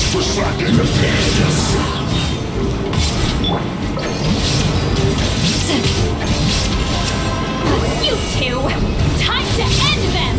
Show no mercy! Return to the skies! Can't run from death. That's what you get for messing with the hero of Natlan and Granny Citlai. They could give Regrader a run for his Mora. When did this person get so strong? Looks like the men following the captain failed to update us on the latest intelligence. Not good. This is becoming more trouble than it's worth. You're on your own! Hey, what about our contract? Your boss signed it himself! Our boss never signs a contract without loopholes. Even a veteran businessman like yourself fell into his trap. That's what makes him the best! Go home and read the fine print. All I did was trigger the exculpatory clause. You! The other stipulations have been fulfilled. I set up explosives around the cave, strong enough to destroy this place, as instructed. Oh, and for security purposes, all explosives have been rigged to blow at a specific time. Shouldn't be too long now.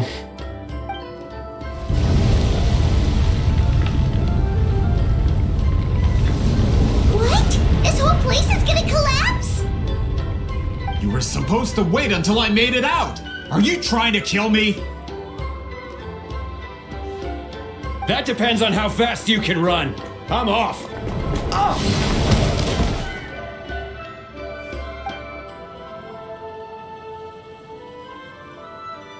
You think you can just waltz out of here? Traveler, stop them, and then we'll make a break for it. If I'm caught, I implicate my boss. Time for the backup plan. Wait, don't!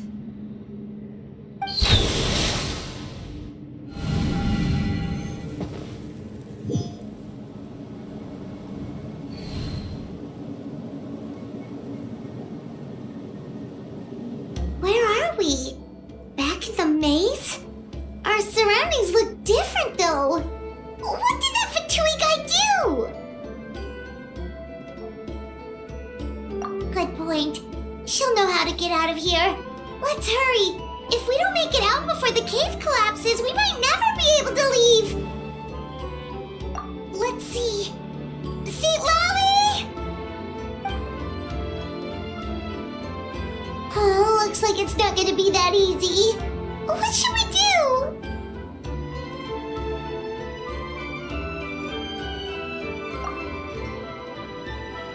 The special color? The one you saw in that woven scroll? Why would it appear around here? You're right. Lead the way, traveler.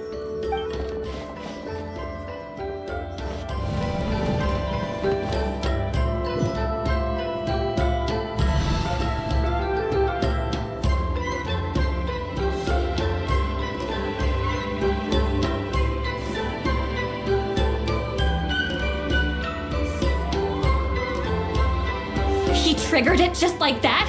If the technique isn't activated correctly. Instead of a realm of memory, the subjects in question will be trapped in a temporary space like this. If you cannot escape in time, it's mutually assured destruction.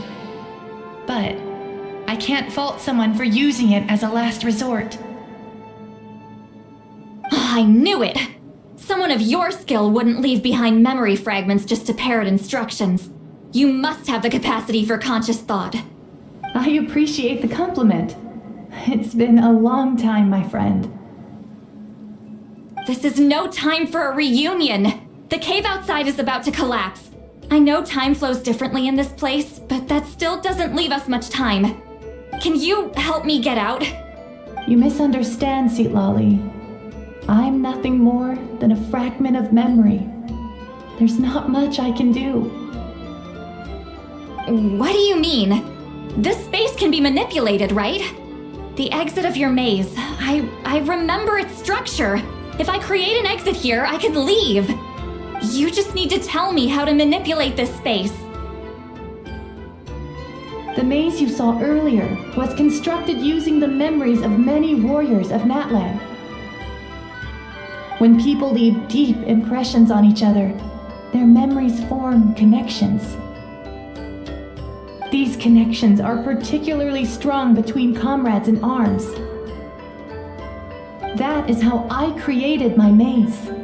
The connections between the memories were my needle and thread, and the special color was my fabric. But if that color is crudely combined with an isolated memory, one without connections, you get a place like this. This space is a combination of my color and your memories. There is no way to alter or construct anything within it, because there are no connections at your disposal. Over 200 years, and not a single lasting connection. This is my punishment, huh? Well, at the very least, you have a connection to me. Otherwise, I wouldn't be able to appear in this space. That's only because you never gave me a moment's peace. Still, it's a shame you're not around. You said it yourself. A memory fragment can't be used to create the connections I need. Citlai. But now that I have the chance to talk to you again, I need you to give me an answer. Your special technique. You didn't pass it on to your students. You passed it on to the rival you could never beat. Me. What I want to know is, why? So you figured it out. After what I saw in the maze and everything you just told me, I'm certain the technique at the center of all this is the same one you taught me all those years ago. But you never brought up the fact that you used it to win a battle. From your description, it might as well have been a simple color trick. I'm getting the feeling you always meant for me to come here. But if this is a foreshadowed event, I'm not happy with the narrative setup. Citlai, ever since you learned that technique, you've been able to see a special color, haven't you? You mean... That color is the core of the technique. But it isn't my invention. It's something I discovered in the work of our ancestors. More specifically, you could call it the color of memories. In truth, passing on the technique is a process of using that color to tint another person's memories. Yes, the technique has the power to decide victory. But in my opinion, the capacity to add color to someone's memories is where the true value lies. You are fated to live a far longer life than me, Citlai. I couldn't bear the thought of all those years existing as a blank canvas in your memory. So I wanted to leave a little color behind. Your color, you mean? One day, you too will want to leave behind your color in someone else's memory. When that day comes, you will understand my decision. I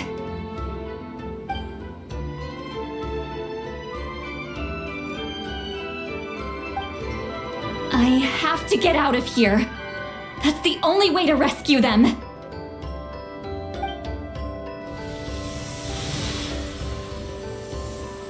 Citlai, what are you... I understand the true principle of this technique now. If I can't construct an exit, then I will separate this color from my memories by force. But you could lose a portion of your memories that way. I know, but my memory is just a blank canvas I've neglected for 200 years. My friends are worth the risk. Traveler? When you entered the realm of memory I constructed, I used your memories to learn about your recent experiences. I have a feeling you're the one who will be saved this time. After 200 years, someone has appeared by your side, the kind of person I could have never anticipated. The Night Kingdom harbors Natlan's memories, and the traveler's connection to that realm is incredibly strong, surpassing even the shamans who worship the Lord of the Night. This means that even without your tutelage, she can see the color of memories. What did you say? Although she doesn't know how to wield it, she unknowingly left behind a trace of color in your memories. That was enough to guide her to this space. You now have a connection at your disposal. Well, Citlai, it looks like part of this was foreshadowed, but the rest is a surprise. Traveler? Traveler! That's Citlai's voice! She's just up ahead! This is goodbye, my friend. Your memories over the past 200 years are much more than a blank canvas. Cherish them. Wheat ceiling. Citlai! Paimon! Traveler!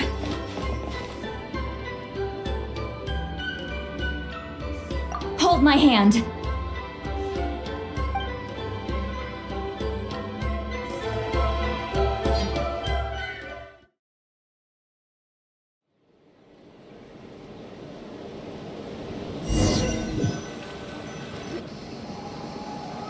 teleport out?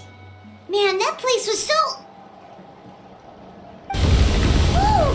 We made it out just in time!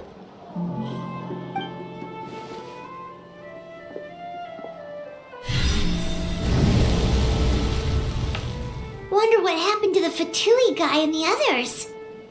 He was most likely trapped inside that space, just like us. The external structures supporting that space would have collapsed with the ruin. Unless he managed to escape, he would have been crushed. He still preferred that to being caught, huh? They were standing a bit further away, right? They probably weren't pulled into the space. Maybe they already made a run for it. Hello? It's one of Maluson's employees! Quick, restrain him!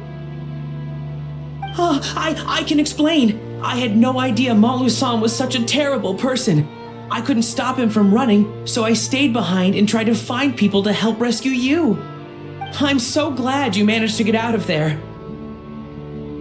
Either way, the guards will take you back to the tribe. You'll be their problem. I understand. Anyway, I'm not here to harp on you. I just need to know one thing. Which way did he run? He went that way, but I'm not sure if you can catch up. That way?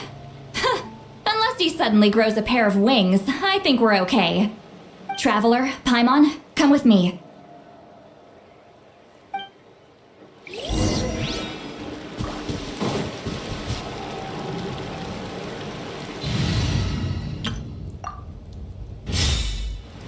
Let's ride!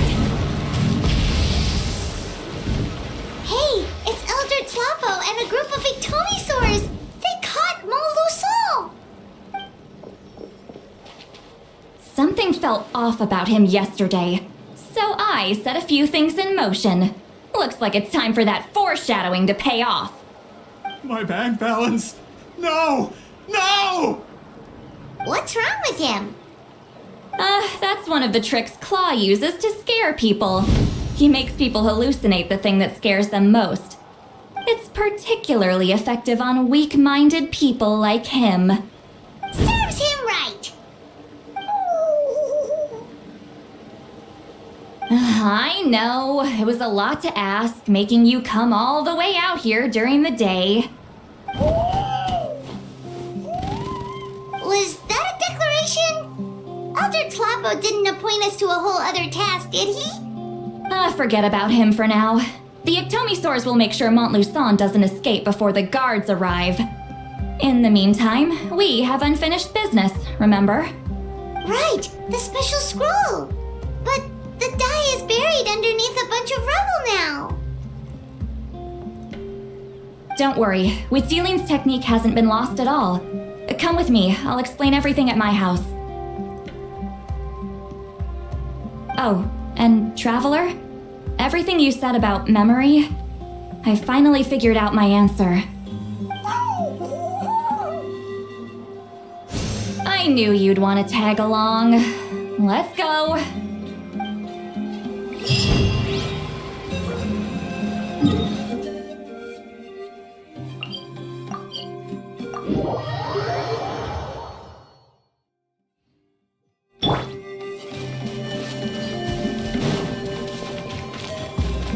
Let's ride! Full throttle!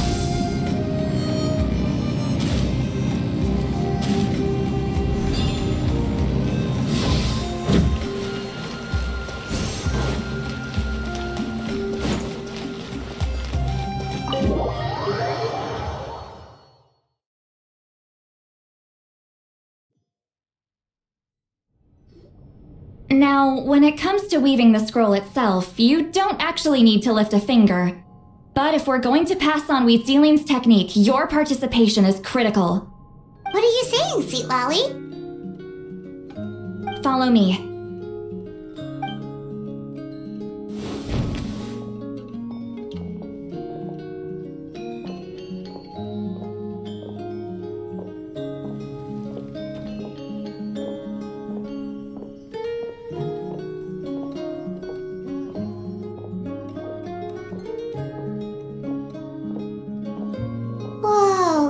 at this place. Do you weave scrolls too? Scrolls. Scrolls? I thought you were going to show me your masterpiece. That I am, old friend. The technique I'm about to show you directly relates to woven scrolls. Fine. What is it? Something that can turn the tide of war or prevent a great disaster? You probably want to challenge me, right? I know you don't have the strength for a real fight, so I'll let you beat me with words.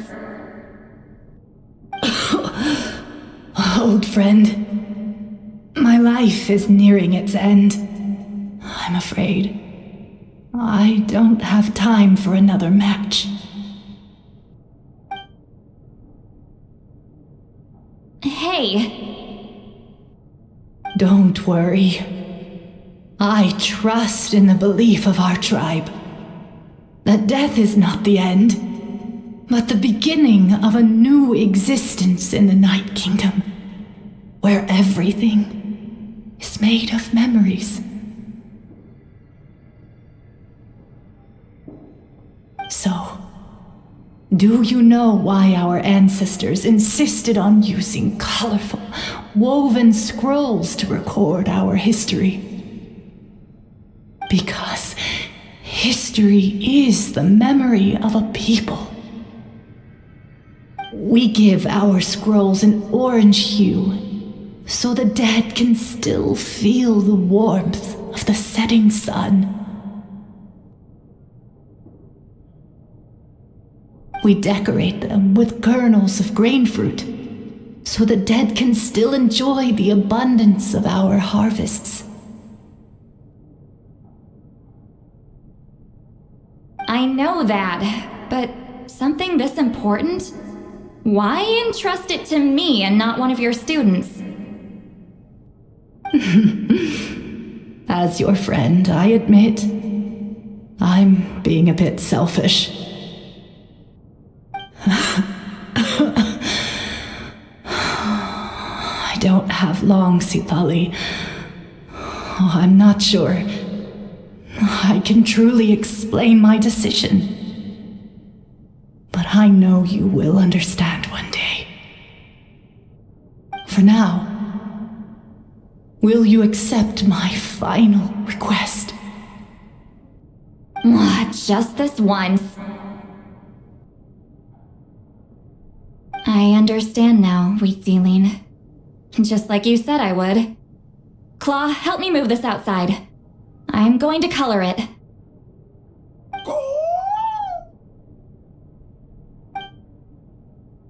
Traveler, Paimon, come with me.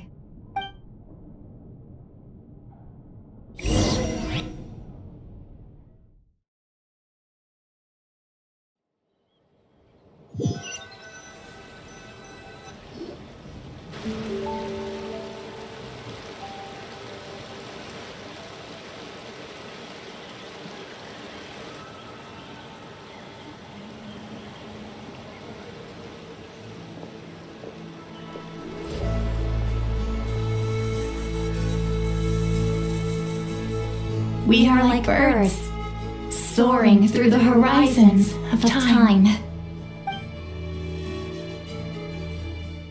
I linger between brushes of memory, seeking the color of my final journey.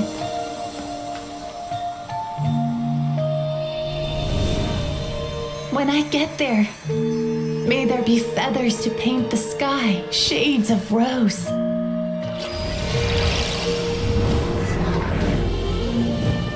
Fields of green to beckon adventurous souls. And azure oceans with which to sail into the unknown. And volcanoes too, where, despite the danger, hidden treasure waits to be found. And graffiti art, of course. Without that color, just imagine the dullness of night.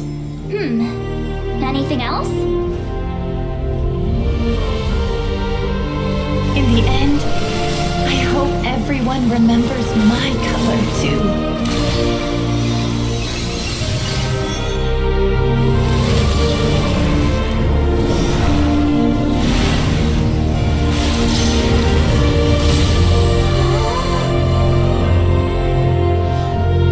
In the end, I hope everyone remembers your color too. All in all, it was just a technique for coloring a scroll. The task I'm entrusting to you is much more than that. Farewell, my friend.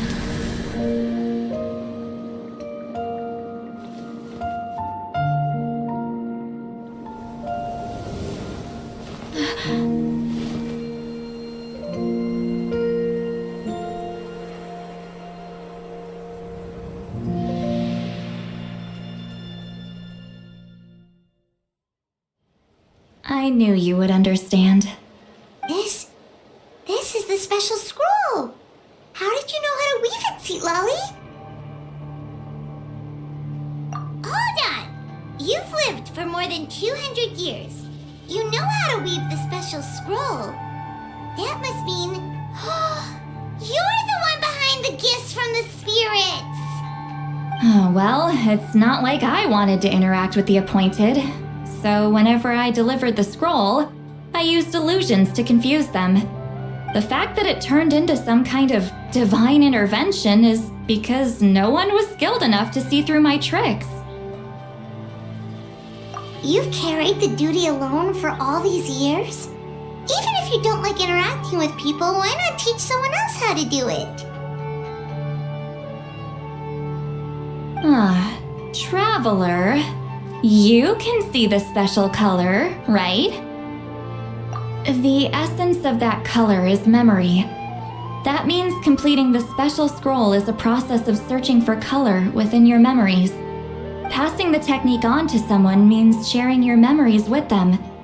You need to leave traces of your color in their memory, and they must do the same. Even though I only confirmed that today, I've had suspicions for a long time. And, well, ever since Sweet Celine died, I haven't wanted to form that kind of connection with people. Oh, yeah. It was her final wish, so I kind of resigned myself to taking on the burden forever. After all, I have all the time in the world.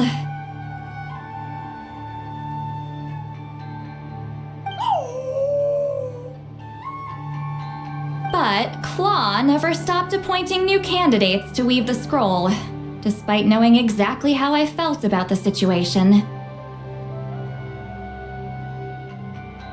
I knew exactly what he was doing. And yeah, if I ever did share my memories with someone, I guess that person would be a friend. But it never got to that point. This time, though, you win, Claw. Take this. I guess it's my response to what you told me the other night. What is it? If I had to choose my color, it would be the color of this handkerchief. Countless people exist in my memories, and I know one day that will be my fate too. A memory living on in someone else's head. Since you have a long lifespan, you're the perfect candidate to bear this memory and carry my color in your mind. Just keep it safe. And you better not forget my color when I'm gone. Whoa. It's a little early to talk about death, don't you think? It's only been a few seconds since we made the friendship official. Isn't that what friends are for? Okay, this is a serious commitment. Well, Citlai, if the Traveler's going to leave their color in your mind too, it'll probably be gold, right? Actually, their mark is already there. Remember the mind reading effect I couldn't fix? Well, I finally got to the bottom of it. Sharing senses allows communication to occur between the consciousness of different people. Naturally, memories are also involved in that process. Although I didn't know it at the time, we both have the ability to see the color of memory, which means that when I shared my senses with you, a connection was created between our memories. And that connection is what caused my original spell to go haywire. So, you can hear the traveler's thoughts because you left traces of color in each other's memories? And that's why the traveler could hear your thoughts too, because it works both ways, right? Quick thinking, but only those trained in the mystic arts can maintain that level of connection. That's why I can still hear the traveler's thoughts, but not the other way around. There's no need to worry though. Now that I've figured out how it works, I'll get rid of it in no time. Oh. I lied. Hearing each other's thoughts actually depends on the strength of the connection between our memories. So, after everything we just went through, I bet you can hear me again. I knew it. Since the connection between our memories is already there, the only way to get rid of the effect is for one of us to forget about the other. Just messing with you. I'm a legendary shaman of my tribe. Now that I know the cause, of course I can figure out how to fix it. It'll probably take some time though, so bear with me for now. Besides, I'm an open book. It's not like you're gonna hear anything embarrassing. Oh, unless I've had a few drinks.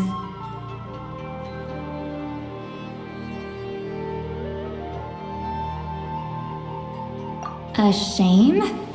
I mean, if you ever miss this whole telepathy mess, I could always share my senses with you again. No promises, though. Some thoughts are better kept to yourself. Huh?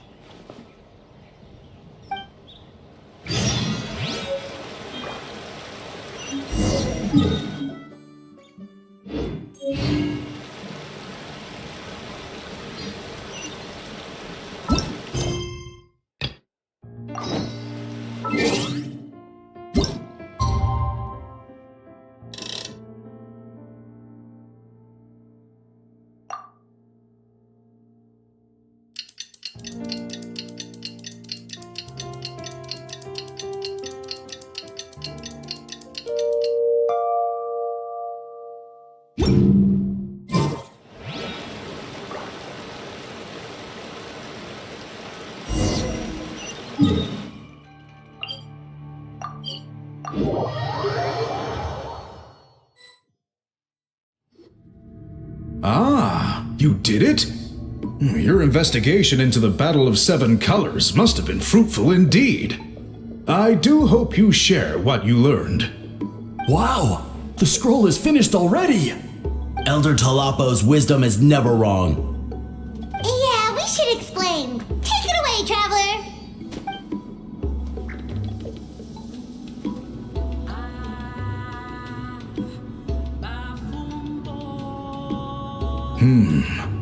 I see. You don't look surprised at all. It makes perfect sense. History is the memory of a people. If we want to depict it, a dye derived from people's memories is, of course, the best choice. Now, it's just a matter of preserving this secret technique. From your description, it sounds like learning the technique requires the previous holder to share their memories. Well, yeah. In that case, I must work with our priests to reinvent the technique based on the principles you described. After all, memories are precious things, meant to be shared with those closest to us. I cannot take that choice away from you, traveler. You completed your task admirably. Finding a way to carry on that legacy is now our duty. All right, we'll leave that to you. And please pass along my thanks to Granny Citlai. We interrogated the Fontanian merchant she apprehended. And it turns out he's the reason some among our tribe started to question our history. He hired people to spread misinformation about the Battle of Seven Colors. The recent friction within the tribe is entirely his doing. We now have a record of his crimes, and will begin working with Fontaine authorities in a few days. So he was behind the controversy in the first place. Guess it's easier to investigate when people are already questioning something. Anyway, that clears it up. People don't just question their history out of nowhere. Until we meet again.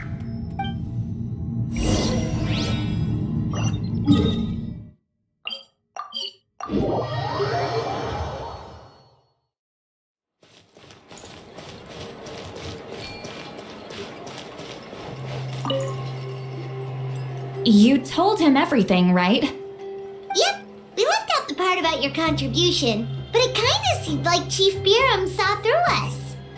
You could have just said it was a gift from the spirits.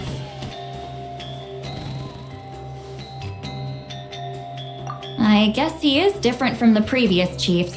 But if he figures out it was me all these years, I'm in for a world of trouble. There you are! I've been looking everywhere for you. Oh, it's the other Fontanian researcher. He wasn't taken away with his boss? Please, call me Allier. After questioning, the tribe absolved me of any serious wrongdoing, so here I am. I'll be heading back to Fontaine soon. No employer means no funding, after all. But I wanted to finish my investigation first. I'd like to ask some questions about Huitzilin. I want people outside of Natlan to hear her story, but my understanding still has some holes. Questions? Huh! Why should I let an Outlander tell our stories? Don't misunderstand. I have no intention of twisting your history or using it to make a profit. It's just honest curiosity, I assure you. I believe amazing stories deserve to be shared with the world. Culture thrives through dialogue and exchange. All right, you can ask your questions, but be quick. I have important plans after this. Important plans? Oh, thank you very much.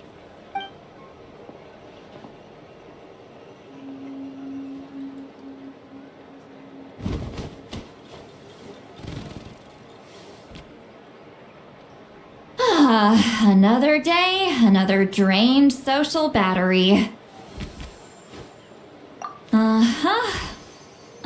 Hold on. You owe me a pair of books. Oh, that! When it comes to light novels, your memory is like a steel trap, huh? You're telling me. Yeah, it's not gonna be easy. You might need to go to Yai Publishing House in person. But I don't need them right away. Just don't forget, okay? Of course! We'll get them sent to you as soon as we can! Sent to me? Nuh-uh. I don't want a stranger knocking on my door when I'm hungover. Here, just take this. And this is? The key to my house. Don't bother knocking next time. You'll disturb my sleep.